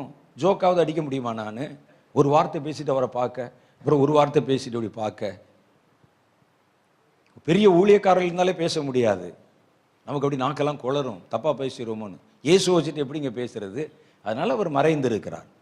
அப்ப என்ன செய்யும்? இந்த இடத்துல இயேசு இருப்பார், இயேசுவோடு கூட ஒரு பெரும் கூட்டம் தேவதூதர்கள் இருப்பாங்க. இதெல்லாம் இருக்கும், நம்ம கண்ணுக்கு தெரியாது. அது தெரிஞ்சா நம்ம இந்த உலகத்தில் வாழ்வதில் நிறைய கஷ்டம் இருக்கும். அப்ப அதனால அதெல்லாம் ஃபில்டர் ஆகிரும். சரீரத்துக்குள்ளிருந்து உங்கள் ஆவி அந்த பார்வையை சரீரத்தின் கண் வழியாய் வெளியே பார்க்கிறது. அப்ப இந்த ஆவிக்குரிய காரியத்தெல்லாம் அது ஃபில்டர் பண்ணிட்டு சரீர பிரகாரமான காட்சியை மாத்திரம் நீங்கள் புரிந்து கொள்ள செய்கிறது. அப்பதான் நமக்கு வெறும் மனிதர்கள் தான் இங்கே நிற்பதை போல தெரிகிறது. அப்ப எவ்வளவு பெரிய கூட்டம் இங்க இருக்கு யோசிச்சு பாருங்க. இது மாத்திரமா இருக்கும்? நம்ம ஒரு காலத்துல யாரோட வாழ்ந்தோம்? பொல்லாத பிசாசோட நம்ம இருந்தோமே, அவனோடு கூட நம்ம வாழ்க்கை நடத்திட்டு இருந்தோமே, அதெல்லாம் இன்னைக்கு விட்டுட்டு அதுல இருந்து விடுதலையாகி வந்தாலும் அவன் உங்களை எளிதில் விட மாட்டான். ஏதாவது ஒரு நேரத்துல ஒரு இடத்துல நமக்கு வந்துட மாட்டானான்னு அப்படி நாய் போல பின்னால சுற்றுவான். அதெல்லாம் வெளியே நின்று கொண்டிருக்கும். அதனால்தான் அம்மா அடிக்கடி எந்திரிச்சு வெளியே போகாதீங்கன்னு சொல்றது. உள்ளே கர்த்தரும் தேவ தூதர்களும் இங்கே உள்ள இருப்பாங்க, வெளியே நின்று அப்படி பார்த்துட்டு இருக்கு. வரட்டும் வரட்டும், குதிக்கவா செய்யற, துதிக்கவா செய்யற, இருக்குமா இருக்காதா? யோபுவின் மேலே கண் வைத்ததாமே. இல்லைங்க, இதெல்லாம் ஆண்டவர் இருக்கிற இடம். எப்படி வரும்? ஆண்டவர் இருக்கிற இடத்துல போய் பேசு பிசாசு. தேவ தூதர்கள் தேவன் இருக்கிற இடத்துல முன்னால போய் பேசுச்சே. நம்ம கூட இருந்து இதுவரைக்கும் வாழ்க்கை நடத்தின, குடும்பம் நடத்தின சும்மா போயிருமா? உடனே நம்ம ரட்சிக்கப்பட்டு விட்டோம், கர்த்தர் நமக்கு அதிகாரம் கொடுத்து விட்டார், இருந்தாலும் பின்னால வரும். சாத்தானை புகழ்ந்து சொல்ல நினைக்காதீங்க. சாத்தான்ட்டு இருக்க ஒரு விசேஷ குணம் என்னன்னா விடாமுயற்சி. அதான் சிலர் சொல்லுவாங்க, தோற்று போவோம் என்று தெரிந்தும் இவ்வளவு தீவிரமா சாத்தான் வேலை செஞ்சா ஜெயிப்போம் என்று தெரிந்திருக்கிற நாம இப்படி தூங்கி வெளியலாமா அப்படின்னு. அவனுக்கு தெரியும் தோத்து போயிடுவான். நம்ம என்ன செய்வோம்? தோத்துத்தான் போயிடும் சொன்னா ஆமா இனி நம்ம என்ன செய்து என்ன வாழ போறோம்னு சொல்லுவோம். ஆனால் சாத்தான் தான் தோற்று போவோம் என்று தெரிந்தால் கூட கடைசி வரைக்கும் முயற்சி பண்ணுவானாம். அதே மாதிரி தான் போயிட்டான், ரட்சிக்கப்பட்டான், சபை வைத்து விட்டான், பாஸ் ஆகி விட்டான், எங்கேயாவது இடருவான் அப்படின்னு உங்களை பார்க்கறதுக்கு அப்படியே ஒரு கூட்டம் அப்படியே காத்து கொண்டே இருக்கும். அதெல்லாம் வெளியே வந்து நின்று அப்படியே கண்ணாடி ஜன்னல் வழியா எட்டி எட்டி பார்த்துக்கிட்டே இருக்கும். உள்ளே கர்த்தர் அவருடைய பிள்ளைகள் என்னமோ பேசுறாங்களே, என்னமோ செய்யறாங்களே, நெருப்பு பற்றி எரிகிறதே, நமக்கு ஒன்றும் பார்க்க முடியலையே, வெளியே வரட்டும் பார்த்து கொள்ளலாம் என்று ஒரு கூட்டம். அப்ப நம்ம சாதாரணமா நினைக்கிறோம் 1500 பேர் இங்க இருக்கிறாங்கன்னு. இங்க பெருந்திரளாய் தேவனுடையவர்களும் கர்த்தரும் அவரோடு கூட வருகிற தூதரும் அத்தனை பேரை வச்சுட்டு நம்ம நடுவில் உட்கார்ந்துருக்கமாக்கும். அது நம்ம கண்களுக்கு தெரியல. இப்ப நான் ஏற்கனவே சொன்ன மாதிரி இப்ப நாம் என்ன செய்கிறோம்? ஜெபம் பண்ணும்போது பரிசுத்த ஆவியானவர் நம்ம மேல் நிரம்புவதற்கு ஒப்பு கொடுக்கிறோம். அப்ப இந்த ஸ்பிரிட்டும் கர்த்தருடைய ஆவியும் நம்முடைய ஸ்பிரிட்டும் ரெண்டும் ஒன்றோடு ஒன்று மெர்ஜ் ஆகி கர்த்தருடைய ஆவியில் இருக்கிற பவர் உங்களுடைய ஆவியில் உங்கள் ஆவிக்குள்ள அது பரிமாற்றம் செய்யப்படும் போது உள்ளுக்குள்ள இருக்கும். ரெண்டும் இப்போ ஒன்னா சேரும். நீங்க ஜெபம் பண்ணும்போது அந்நிய பாஷை பேசும்போது அதுல இருக்கிற பவர் அப்படியே உங்களுக்குள்ள ஈர்க்கப்படும் போது உங்க ஆவி பலமடைந்து இந்த சரீரத்துக்கு பின்னால பொருத்தி இருந்துச்ச அந்த இடத்தை விட்டு அப்படியே வெளியே எந்திரிச்சிடும். அப்படி எந்திரிக்க ஆரம்பிக்கும் போதுதான் இந்த சரீரத்தின் கண்ணை தாழ்த்தி விட்டு தன்னுடைய கண் வெளியே தெரிய ஆரம்பிக்கும். அப்பத்தான் நீங்கள் தேவ தரிசனங்களை காண்கிறீர்கள். அப்ப பாருங்க, இப்ப ரெண்டும் இப்படி இருக்குது, ஒண்ணு பின்னால ஒண்ணு, ஆவி பின்னால இருக்குது. நான் இப்ப இந்த ஆவியை உயர்த்துகிறேன். இந்த ஆவி வெளியே வந்துருச்சா? மாம்சம் கீழே போயிருச்சா? மாம்சம் கீழே போன உடனே ஆவி மேலே வந்தால் ஆவிக்குரிய கண் மாத்திரம் மாம்சத்தின் வழியா இல்லாம அதை விட்டு ஆவி டைரக்டா பார்க்க ஆரம்பிக்கும். அப்படி பார்க்க ஆரம்பிக்கும் போது மாம்சத்தையும் பார்க்கும், அங்க இருக்கிற ஆவிக்குரிய மெட்டீரியல்ஸ் எல்லாத்தையும் பார்க்கும், தேவனை பார்க்கும், தேவதூதனை பார்க்கும், கர்த்தர் பேசுவதை கேட்கும். அதனால்தான் நம்ம சொல்றோம், ஜெபம் பண்ணும்போது கவனத்தை செதற விடாதீங்க. ஜெபம் பண்ணும்போது அந்த வல்லமை முதல்ல ஆவியிலே, கர்த்தருடைய ஆவியில் இருக்கிற வல்லமை, அந்த வல்லமையில ஏன் நம்ம ரொம்ப நேரம் உங்களை நிக்க சொல்றோம்னு சொன்னா, அந்த வல்லமை சூடு ஏறத்தான் அதுல இருக்கிற சூடு உங்களுடைய ஆவிக்குள்ள போகும், டிரான்ஸ்ஃபார்மேஷன் நடக்கும். தோசை ஊத்துறோம், கல்லை மேல வைக்கிறோம், கீழே கட்டையை போட்டு எரிக்கிறோம், விறகுல தான் முதல்ல தீ பிடிக்குது, அதுல பிடிக்கிற தீ கல்லுக்குள்ள டிரான்ஸ்ஃபார்ம் ஆகுது பாருங்க. அதே மாதிரி பரிசுத்த ஆவியானவருக்குள்ள இருக்கிற நெருப்பு நீங்கள் ஜெபிக்க ஜெபிக்க உங்க ஸ்பிரிட்டுக்குள்ள அப்படியே டிரான்ஸ்ஃபார்ம் ஆக ஆரம்பிக்கும். இது நெருப்பு மாதிரி மாற ஆரம்பிக்கும். அது வரைக்கும் நீங்கள் ஜெபித்தால் உங்கள் ஆவிக்குரிய கண் திறக்கப்பட்டு விடும். எனக்கு அதுக்கு தான் 7 மணி நேரம் ஆகி இருக்கிறது. இயேசு ஏற்கனவே அங்கேதான் இருந்திருக்கிறார். எனக்கு அதுக்கு தான், நான் சூடாகிறதுக்கு தான் 7 மணி நேரம் ஆயிருக்கு. நான் ஜெபம் பண்ணி கத்தி கதறி அழுது கண்ணீர் விட்டு வேர்வை சிந்தி ஜெபிக்க ஜெபிக்க எனக்குள்ள இருக்கிற பரிசுத்த ஆவியான சூடு ஏற ஏற அந்த சூடு ஏன் ஆவிக்குள்ள போய் நானும் சூடாகி இந்த ஆவியின் சரீரத்தை மேற்கொண்டு வெளியே வரும்போது அது கண் திறந்து, கண் திறக்கப்பட்டவன் சொல்லுகிறதாவது, கண் திறக்கப்பட்டவன் பார்க்கிறதாவது. வேதத்தில் சொல்லுது பாருங்க, கண்கள் திறக்கப்பட்டு ஆவிக்குரிய காரியங்களை பார்க்கிறாங்க. இதான் ரகசியம். கர்த்தர் அதைத்தான் செய்ய சொல்லுகிறார். இன்னைக்கு உங்களுக்கு ஒரு ஐஸ் பிரேக் பண்ணிட்டார். முதல்ல கர்த்தர் தானே வந்து வலுக்கட்டாயமா தன்னை வெளிப்படுத்தி காண்பித்து விட்டார். இதோட நின்றக்கூடாது. ஐஸ் பிரேக்னா தெரியுமில்ல உங்களுக்கு, சொன்னேன்ல, நமக்கு நடுவில் இருக்கிற அந்த பனித்திரை உடைக்கப்படுவது. நான் உங்களை பார்க்குறேன், உங்களை யாருன்னு எனக்கு தெரியாது. போகும்போது ஒரு தடவை பார்க்குறேன், வரும்போது ஒரு தடவை பார்க்குறேன். அதுக்கப்புறம் நீங்கள் கை குலுக்குறீங்க, நல்லா இருக்கீங்களான்னு கேட்குறீங்க, 2 தடவை பார்க்குறோம். 3வது தடவை உங்களை பார்த்த உடனே நான் தாராளமாய் பேச ஆரம்பித்து விடுகிறேன். ஐஸ் பிரேக்கிங் ஆகிவிட்டது. கர்த்தரை 1 முறை பார்த்தோம், 2 முறை பார்த்தோம், இனி நீங்கள் பார்ப்பது சுலபமாகிவிடும். அப்ப என்ன செய்யறோம்னா, நம்ம காத்திருந்தா மாத்திரம் போதும். கர்த்தரிடத்திலே ஜெபத்திலே நெருப்பாய் மாறும்படி காத்திருந்தா போதும். இந்த அனுபவம் தினமும் வரும். கர்த்தர் சும்மா பிரசன்னமாவது மாத்திரமல்ல, அவர் தானே உங்களிடத்துல பேசுவார், என்ன வரும் சொல்லுவார். நமக்கு எங்கே பிரச்சனை இருக்கிறதுன்னு கேட்டா, ஆவியிலே முதல்ல அனலாவது முதல்ல பிரச்சனையா இருக்குது. ஆவியானவருக்கு இடம் கொடுப்பது, ஆவியானவர் கிரியையை விட்டு கொடுத்துக்கிட்டே இருக்கணும். அது வரும்போதே நம்ம டயத்தை பார்த்துடுறோம், ஐயோ நேரம் ஆயிடுச்சேன்னு பார்க்குறோம். அல்லது நமக்கு வேறு சிந்தனை வந்து விடுகிறது. முதல்ல ஆவியானவருக்கு நீங்க இடம் கொடுக்கணும். அந்த ஆவியில் இருக்கிற அனல் உங்களுடைய ஆவிக்குள்ளே போவதற்கு, டிரான்ஸ்ஃபார்ம் ஆவதற்கு நீங்கள் அவகாசம் கொடுக்கணும். அவ்வளவு நேரம், அதான் காத்திருக்கும் கலை. அப்படி காத்திருந்து ஜெபம் பண்ணா தான் அந்த வல்லமை உள்ளே வரும். அப்பதான் பக்கத்தில் இருக்கிறத நம்மால புரிந்து கொள்ள முடியும். அப்ப தேவன் தரிசனமாகும் போது அது நமக்கு சுலபமாய் தெரியும். கர்த்தர் என்ன சொல்றார்? உன்னை நான் பலப்படுத்தும்படி, ஒரு பெரிய தரிசனத்திற்கும் அழைப்புக்கும் தகுதிப்படுத்தும்படி நான் வருவேன், உன்னை சந்திப்பேன், தரிசனமாவேன். ஆனா நான் தரிசனமானால் நீ அதை புரிந்து கொள்ளணுமே, நீ இதை பார்க்கணுமே. அதுக்கு தான் இந்த பிராக்டிஸ். அதிகாலை இருட்டோட எழுந்து எந்த டிஸ்டர்பன்ஸ் இல்லாமல் போய் உட்கார்ந்துருங்க பேசாம. முதல்ல உங்களை அனல் மூட்டி கொள்வதற்கு நல்லா பாடுங்க, நல்ல வசனம் கொஞ்சம் நேரம் வாசிங்க, சத்தமாக கொஞ்சம் நேரம் ஆண்டவரை துதியுங்க. அப்புறம் கொஞ்சம் கொஞ்சமாக அதை குறையுங்க. பரிசுத்த ஆவி உங்களுக்குள்ள ஜெனரேட் ஆகுது தெரியும். ஜெனரேட்டர் போட்ட மாதிரி கர்ன்னு பரிசுத்த ஆவியானவர். அது வந்த உடனே அப்படி அந்நிய பாஷை வந்துடும். கர்த்தர் பேச ஆரம்பித்து விடுவார். அது வந்த உடனே கொஞ்ச நேரத்தில் பார்த்தீங்கன்னா அந்த அந்த வல்லமை போதாது உங்களுக்கு. அதில் பரிசுத்த ஆவியான வல்லமையானவர். அந்த வல்லமை உங்க ஆவிக்குள்ள டிரான்ஸ்ஃபார்ம் ஆகணும். அதுதான் முக்கியம். அப்போ அது வரைக்கும் நீங்கள் காத்திருக்கணும். நான் அதுக்கு தான் சொன்னேன், உங்களுக்கு தோசை கல்லுன்னு சொன்னா தானே புரியும். நெருப்புல தீ இருக்கும், விறகுல தீ இருக்கும், அடுப்புல தீ இருக்கும். அந்த தீ கல்லுக்குள்ளே போகணும். அது மாதிரி உங்க ஸ்பிரிட்டுக்குள்ள போயிருச்சுன்னா அந்த ஸ்பிரிட்டு அந்த உள்ளே சரீரத்தோடு பொருத்தி இருக்கிற நிலையிலிருந்து பிரிக்கப்பட்டு மேலே வந்துடும். அப்படி மேலே வரும்போது தான் கண் திறக்கப்படுகிறது. பார்த்தீங்கன்னா கண் திறந்துடும்.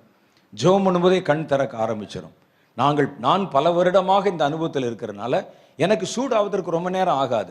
ஜெபம் பண்ண உடனே கண் திறந்துடும். சில நேரத்தில் சும்மா ஜெபம் பண்ணாமல் நான் பேசி கொண்டிருக்கும் போதே சில நேரத்தில் கண் திறந்துடும். அந்த இடத்துல இருக்கிற சில நடமாட்டங்கள், காரியங்கள், கர்த்தர் வருவது நிற்பதெல்லாம் பார்க்க முடிகிறது. முதல்ல தான் கஷ்டமா இருக்கும்.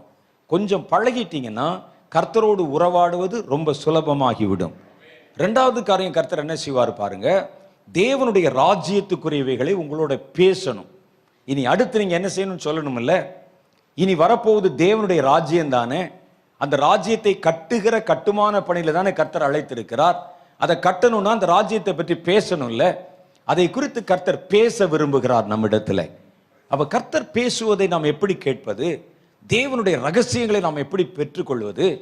ரகசியம் என்றால் வேதத்தில் இருக்கும், உள்ள இருக்கும், ஆழத்தில் இருக்கும். அது நமக்கு விளங்காது. அப்ப கர்த்தர் உங்களிடத்தில் இந்த நாட்களில் ரகசியங்களை பேச விரும்புகிறார். தம்முடைய திட்டங்களை குறித்து, சித்தத்தை குறித்து, என்ன செய்யணும், அந்த ராஜ்யத்தை எப்படி கட்டணும் சொல்ல விரும்புகிறார். அதற்கு அவர் என்ன எடுக்கிறார்னு பார்த்தீங்கன்னா, உங்களுடைய நாவை கர்த்தர் எடுக்கிறார். நேற்று அதுக்கு தான் அண்ணன் சொன்னாங்க, உங்கள் நாவிலே ஒரு நெருப்பு எரிகிறதை பார்க்கிறேன். கர்த்தருடைய வல்லமை. அப்ப இருக்கிற வரங்கள்ல பெரிய வரம் எதுன்னு கேட்டா நான் என்னன்னு சொல்லுவேன்னா, அந்நிய பாஷை பேசுற வரம் தான் பெரிய வரம் என்பேன். யார் ஒருவன் நல்லா அந்நிய பாஷையில தேவனிடத்துல பேச முடிகிறதோ அவன் மற்ற எல்லாரை பார்க்கிலும் சிறந்த வேதத்தின் ரகசியம், அர்த்தம் அறிந்த ஞானமுள்ளவனாய் இருப்பான் என்பதில் சந்தேகமே இல்லை. பவுல் சொல்லுகிறார், நீங்கள் எல்லாம் அந்நிய பாஷை பேசுறீங்க, உங்கள் எல்லாரிலும் நான் அதிகமாய் பேசுகிறேன், நானும் தேவனும் அறியும்படிக்காக நான் என் தனி அறையிலே நான் அதை செய்கிறேன் என்கிறார். அவ்வளோ பேசுறதுனால தான் பவுலுடைய ஞானம் அவ்வளோ பெரிய ஞானமாய் இருந்தது. ஆவியிலே பேசுகிறவன் தேவனிடத்திலே, அந்நிய பாஷையிலே பேசுகிறவன் ரகசியங்களை பேசுகிறான். இப்ப தேவ ராஜ்யத்துக்குரியவைகள்னா அது ரகசியங்கள். அது பிசாசுக்கு தெரியக்கூடாது, மற்றவனுக்கு தெரியக்கூடாது. உங்களுடைய பார்ட் என்ன, கர்த்தர் பேச விரும்புகிறார். அதற்கு கர்த்தர் உங்களை பயன்படுத்துகிற விதம் தான் உங்களுக்குள்ளே ஒரு அந்நிய பாஷை. அதுதான் கர்த்தர் நேற்று ஒரு புதிய பாஷை தருகிறேன் என்றார். அந்நிய பாஷையில பல டைப் இருக்கு. சில பாஷை பார்த்தீங்கன்னா பேசும்போதே உங்க மனசுல இருக்கிற குழப்பம் கொஞ்சமா மாறி ஒரு கன்சோலேஷன் கிடைக்கும், அப்படியே ஆறுதல் கிடைக்கும். கர்த்தர் சொல்லுகிறார், இதோ இந்த ஜனங்களுடைய பரியாச உதடுகளினாலும் அந்நிய பாஷையினாலும் இந்த ஜனத்தோடு நான் பேசுவேன். இதுவே இளைத்தவனை இளைப்பாற பண்ணத்தக்க இளைப்பாறுதல், இதுவே ஆறுதல் என்கிறார். அப்ப அந்த பாஷையை பேசுனீங்கன்னா ஆறுதல் கிடைக்கும். அது பரியாச உதடு. பரியாசம்னா தத்த அவ்வளவுதான் வரும். தப்பு இல்லை அது. ஆனால் அதற்கு மொழியும் இல்லை, அர்த்தமும் இல்லை. ஒரு பாஷை வரும். அந்நிய பாஷையில பேசுவேன். அவங்க பேசுவாங்க. சிலர் பாருங்களேன், ஒரே எழுத்தான் சொல்லுவாங்க, ராராம்பாங்க, என்ன ரீரீம்பாங்க. அதெல்லாம் தப்பு இல்லை. அது என்ன செய்கிறது என்றால் உங்களை ஆறுதல் படுத்துகிறது. இது கிரவுண்ட் லெவல். இது பத்தாது நமக்கு. இப்ப நம்ம ரகசியம் பேசணும். ரகசியம் பேசணும்னா இன்னும் மேலான ஒரு பாஷை நமக்கு வேணும். மேலான வார்த்தைகள் நிறைந்த ஒரு பாஷை வேணும். அதைத்தான் கர்த்தர் இன்றைக்கு கட்டவிழ்த்திருக்கிறார். இந்த பாஷை என்ன செய்யும் சொன்னா, உங்கள் நாவில இறங்கி வர ஆரம்பிக்கும், நாவின் கட்டுக்களை அறுக்கும். ஒரு தெளிவான மொழி பேசுனா எப்படி இருக்குமோ அது மாதிரி அந்த அந்நிய பாஷை வரும். ஒரே வார்த்தை திரும்ப திரும்ப வர்றதில்லை. நமக்கு ரஷ்ய மொழி தெரியாது, ஆனா ரஷ்ய மொழியில ஒரு ஆள் பேசுற கேட்டா ஏதோ ஒரு லாங்குவேஜ் பேசுறான்னு தெரியுமில்ல. அது மாதிரி இந்த அந்நிய பாஷை ரகசியங்களை பேசுகிற பாஷை. அப்ப முதல்ல இந்த பாஷையில கர்த்தரிடத்தில் ரகசியங்களை பெற நாம் என்ன செய்கிறோம் என்றால், முதல்ல ஆவியானவர் நம்மை நிரப்ப இடம் கொடுக்கிறோம். நிரப்ப இடம் கொடுத்து தேவனை நமக்கு ஏற்கனவே கொடுத்திருக்கிற பாஷையிலே துதிக்க ஆரம்பிக்கிறோம். மேக்சிமம் பார்த்தீங்கன்னா கர்த்தருடைய பிள்ளைகள் அந்நிய பாஷையில துதிக்கத்தான் செய்வாங்க நிறையா. ஆனால் இதை தாண்டி வேறொரு அனுபவம் இருக்கிறது, ரகசியங்களை பேசுகிற பாஷை. அது வந்த உடனே என்ன செய்யும்னா, உங்க நாவு அப்படியே மாற ஆரம்பிக்கும். விட்டு கொடுத்துடணும், கவனிக்கவே கூடாது, என்ன பேசுதுன்னு கவனிக்க கூடாது, அது விட்டு கொடுத்துடணும். பேச பேச பேச கொஞ்ச நேரத்தில் உங்க டோனே வித்தியாசமாயிரும். உங்களுக்கு நல்லா தெரியும், நீங்க பேசல வேற ஒருத்தர் பேசுறார் மாதிரி தெரியும். அது ஒரு கமாண்டிங் மாதிரி வரும். ரெண்டு கான்வர்சேஷன் நடக்கிறது தெரியும் உள்ள. அது ஒரு அவர் பேசிக்கொண்டே வரும்போது, அந்த பாஷைகளை பேசும்போது புதிய பாஷைகள் நாவிலிருந்து வரும். கட்டுப்படுத்த முடியாது நம்மளால. அந்த நேரத்தில் ஆவியும் பேசிக்கொள்ளுகிறது. தேவனோட பேசுகிறவன் ரகசியங்களை பேசுகிறான். உங்களுக்குள்ள இருக்கிற ஸ்பிரிட்டும் உங்களுக்குள்ள இருக்கிற பரிசுத்த ஆவியானவரும் பேசிக்கொள்ளுகிறார்கள். இப்போ இந்த மூளை என்ன செய்யும்னா, இந்த ரெண்டையும் பார்க்கும். என்னடா நடக்குது உள்ள?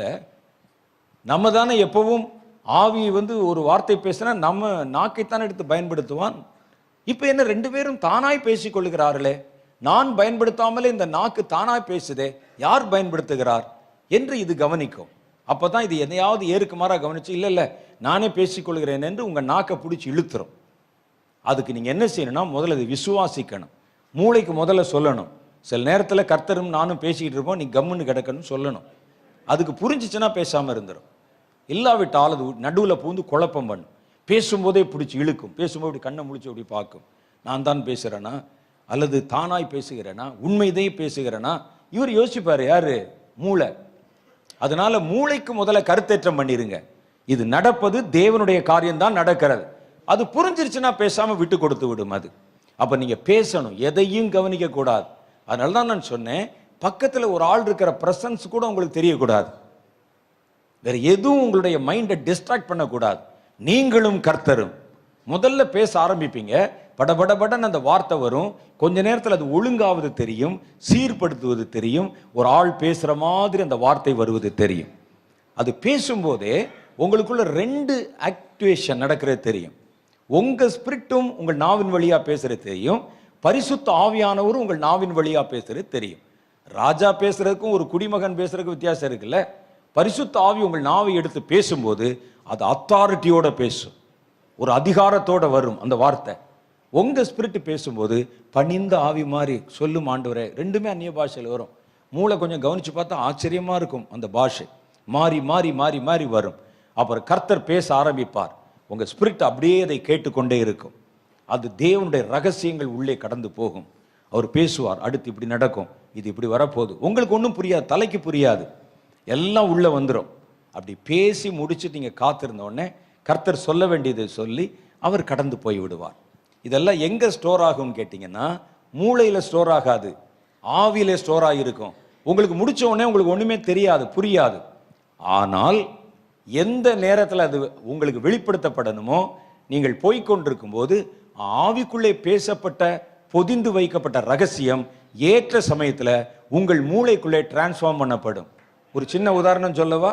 நீங்க எல்லாம் பிரசங்கம் பண்றவங்க, நீங்க நிச்சயமா அந்த அனுபவத்துக்குள்ளே கடந்து வந்திருப்பீங்க.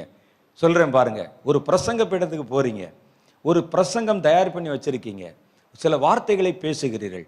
பேசும்போதே உங்களுக்கே அறியாம ஒரு ஆழமான சத்தியத்தை திடீர்னு பேசிடுவீங்க. எத்தனை பேர் பார்த்துருக்கீங்க அப்படி? இது நான் ப்ரிப்பேரும் பண்ணல, நான் யோசிக்கவும் இல்லை, எனக்கும் இது தெரியாது. இது எப்படி இங்க உள்ள இருந்து வந்தது? என்னடா நம்ம அதுக்குள்ள ஒரு ஞானி ஆயிட்டோமே நீங்க நினைக்கக்கூடாது. நீங்க எப்பவோ அந்நிய பாஷை பேசின போது கர்த்தர் இந்த வசனத்தின் ரகசியத்தை உங்கள் ஆவிக்குள்ளே பதித்து வைத்து விட்டார். நீங்கள் அந்த இடத்துல எந்திரிச்சு பேசும்போது அந்த ஆவி இங்கிருந்து மேல உங்க மூளைக்குள்ளே டிரான்ஸ்ஃபார்ம் பண்ணி விட்டது. இது எல்லா ஊழியக்காரனுக்கு நடந்திருக்கும். நீங்க நினைச்சிட்டு போனது ஒண்ணு, பேசினது ஒண்ணு, உங்களுக்கே இது புதுசா இருக்கும். நானா பேசுகிறேன், இது என்ன இவ்வளவு பெரிய ரகசியம்? உடனே நமக்கு ஆச்சரியமா இருக்கும். இதுதான் கர்த்தர் பேசுவது. யாருக்கு நடக்கும் கேட்டா, அந்நிய பாஷையை முறையாய் பயன்படுத்துறாங்க பாருங்க, அவங்களுக்கு தான் அது நடக்கும். அவங்களுக்குள்ள அது வேகமாய் வேலை செய்யும். நான் மோகனன் வச்சுட்டு பேசக்கூடாது. நான் அவங்ககிட்ட பார்த்த ஒரு பெரிய ஒரு விசேஷமான காரியம், அவங்க மணிக்கணக்காக அந்நிய பாஷை பேசுவாங்க.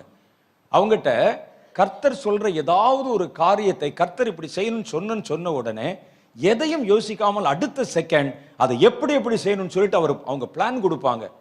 ரொம்ப பிரம்மாண்டமா இருக்கும். அவங்கள வச்சு நான் பேசக்கூடாது. அவங்க சொல்றது நானே ஆச்சரியப்படுவேன். இப்பதானே சொன்னோம், ஆண்டவர் இந்த மாதிரி ஒரு காரியம் செய்ய சொல்றார். சொன்ன உடனே என்ன செய்வாங்க, இந்த இடத்துல இதை செய், நீங்க வந்து அதுல வைங்க, அடுத்து நம்ம இப்படி ஆரம்பிப்போம், அப்படி ஆரம்பிப்போம்னு எதையும் யோசிக்காமல் மடன்னு சொல்லிடுவாங்க. கர்த்தர் ஒரு காரியத்தை என்கிட்ட பேசும்போது அதை என்ன செய்ய வேண்டும் என்று ஏற்கனவே அவங்க மனசுல கர்த்தர் பேசி இருக்கிறார். இது யாருக்கு நடக்கும்னு கேட்டீங்கன்னா, மணிக்கணக்கா கர்த்தரிடத்தில் அந்நிய பாஷை பேசுறாங்கல்ல, அவங்களுக்குள்ளதான் கர்த்தர் பேசின ரகசியங்கள் உள்ளே குடிகொண்டு இருக்கும். அது எந்த நேரத்தில் உரசி விட்டீங்கன்னா வெளியே வந்துடும். தீப்பெட்டி இருக்குது, அந்த தீக்குச்சி இருக்குது, முன்னால வந்து மருந்து இருக்குது, அதுக்குள்ள தீ இருக்குது, உரசினா தானே பத்துது. அதே மாதிரி ரகசியம் உங்களுக்குள்ள இருக்குது. கர்த்தர் பேசி விட்டார், பொதிந்து விட்டார், பெட்டியில போட்ட மாதிரி வச்சிருக்கிறார். ஏற்ற சந்தர்ப்பத்தில் உரசினீங்கன்னா உள்ளே இருக்கிற ரகசியம் வெளிப்பட்டு விடும். அப்பதான் நம்ம பேசும்போது அந்த ரகசியம் வந்துருது. யாருக்காவது புத்தி சொல்லும் போது வந்து விடுகிறது. ஏதாவது ஒரு ஆலோசனை எடுக்கும்போது திடீர்னு மனசுக்குள்ள இருந்து வருகிறது. இதெல்லாம் நம்ம தேவனிடத்தில் பேசின காரியம். அப்ப கர்த்தர் இனி வருகிற நாட்களிலே தேவனுடைய ராஜ்யத்துக்குரியவைகளை உங்களோட பேச விரும்புகிறார். அப்ப நீங்க அந்நிய பாஷைக்கு நல்ல இடம் கொடுக்கணும். அதே மாதிரி கர்த்தரிடத்திலே காத்திருப்பதற்கு இடம் கொடுக்கணும். தேவனுடைய காரியங்களை கண்கொண்டு பார்க்கணும். தேவன் பிரசன்னமாகுதலை பார்க்கணும். கர்த்தர் உங்களுக்கு காண்பிக்கிற ஆவிக்குரிய தரிசனங்களை பார்க்கணும். அதுக்கு தான் ஆவியில நிறைஞ்சு இதெல்லாம் நம்ம இந்த இடைப்பட்ட காலத்துல செய்யணும்.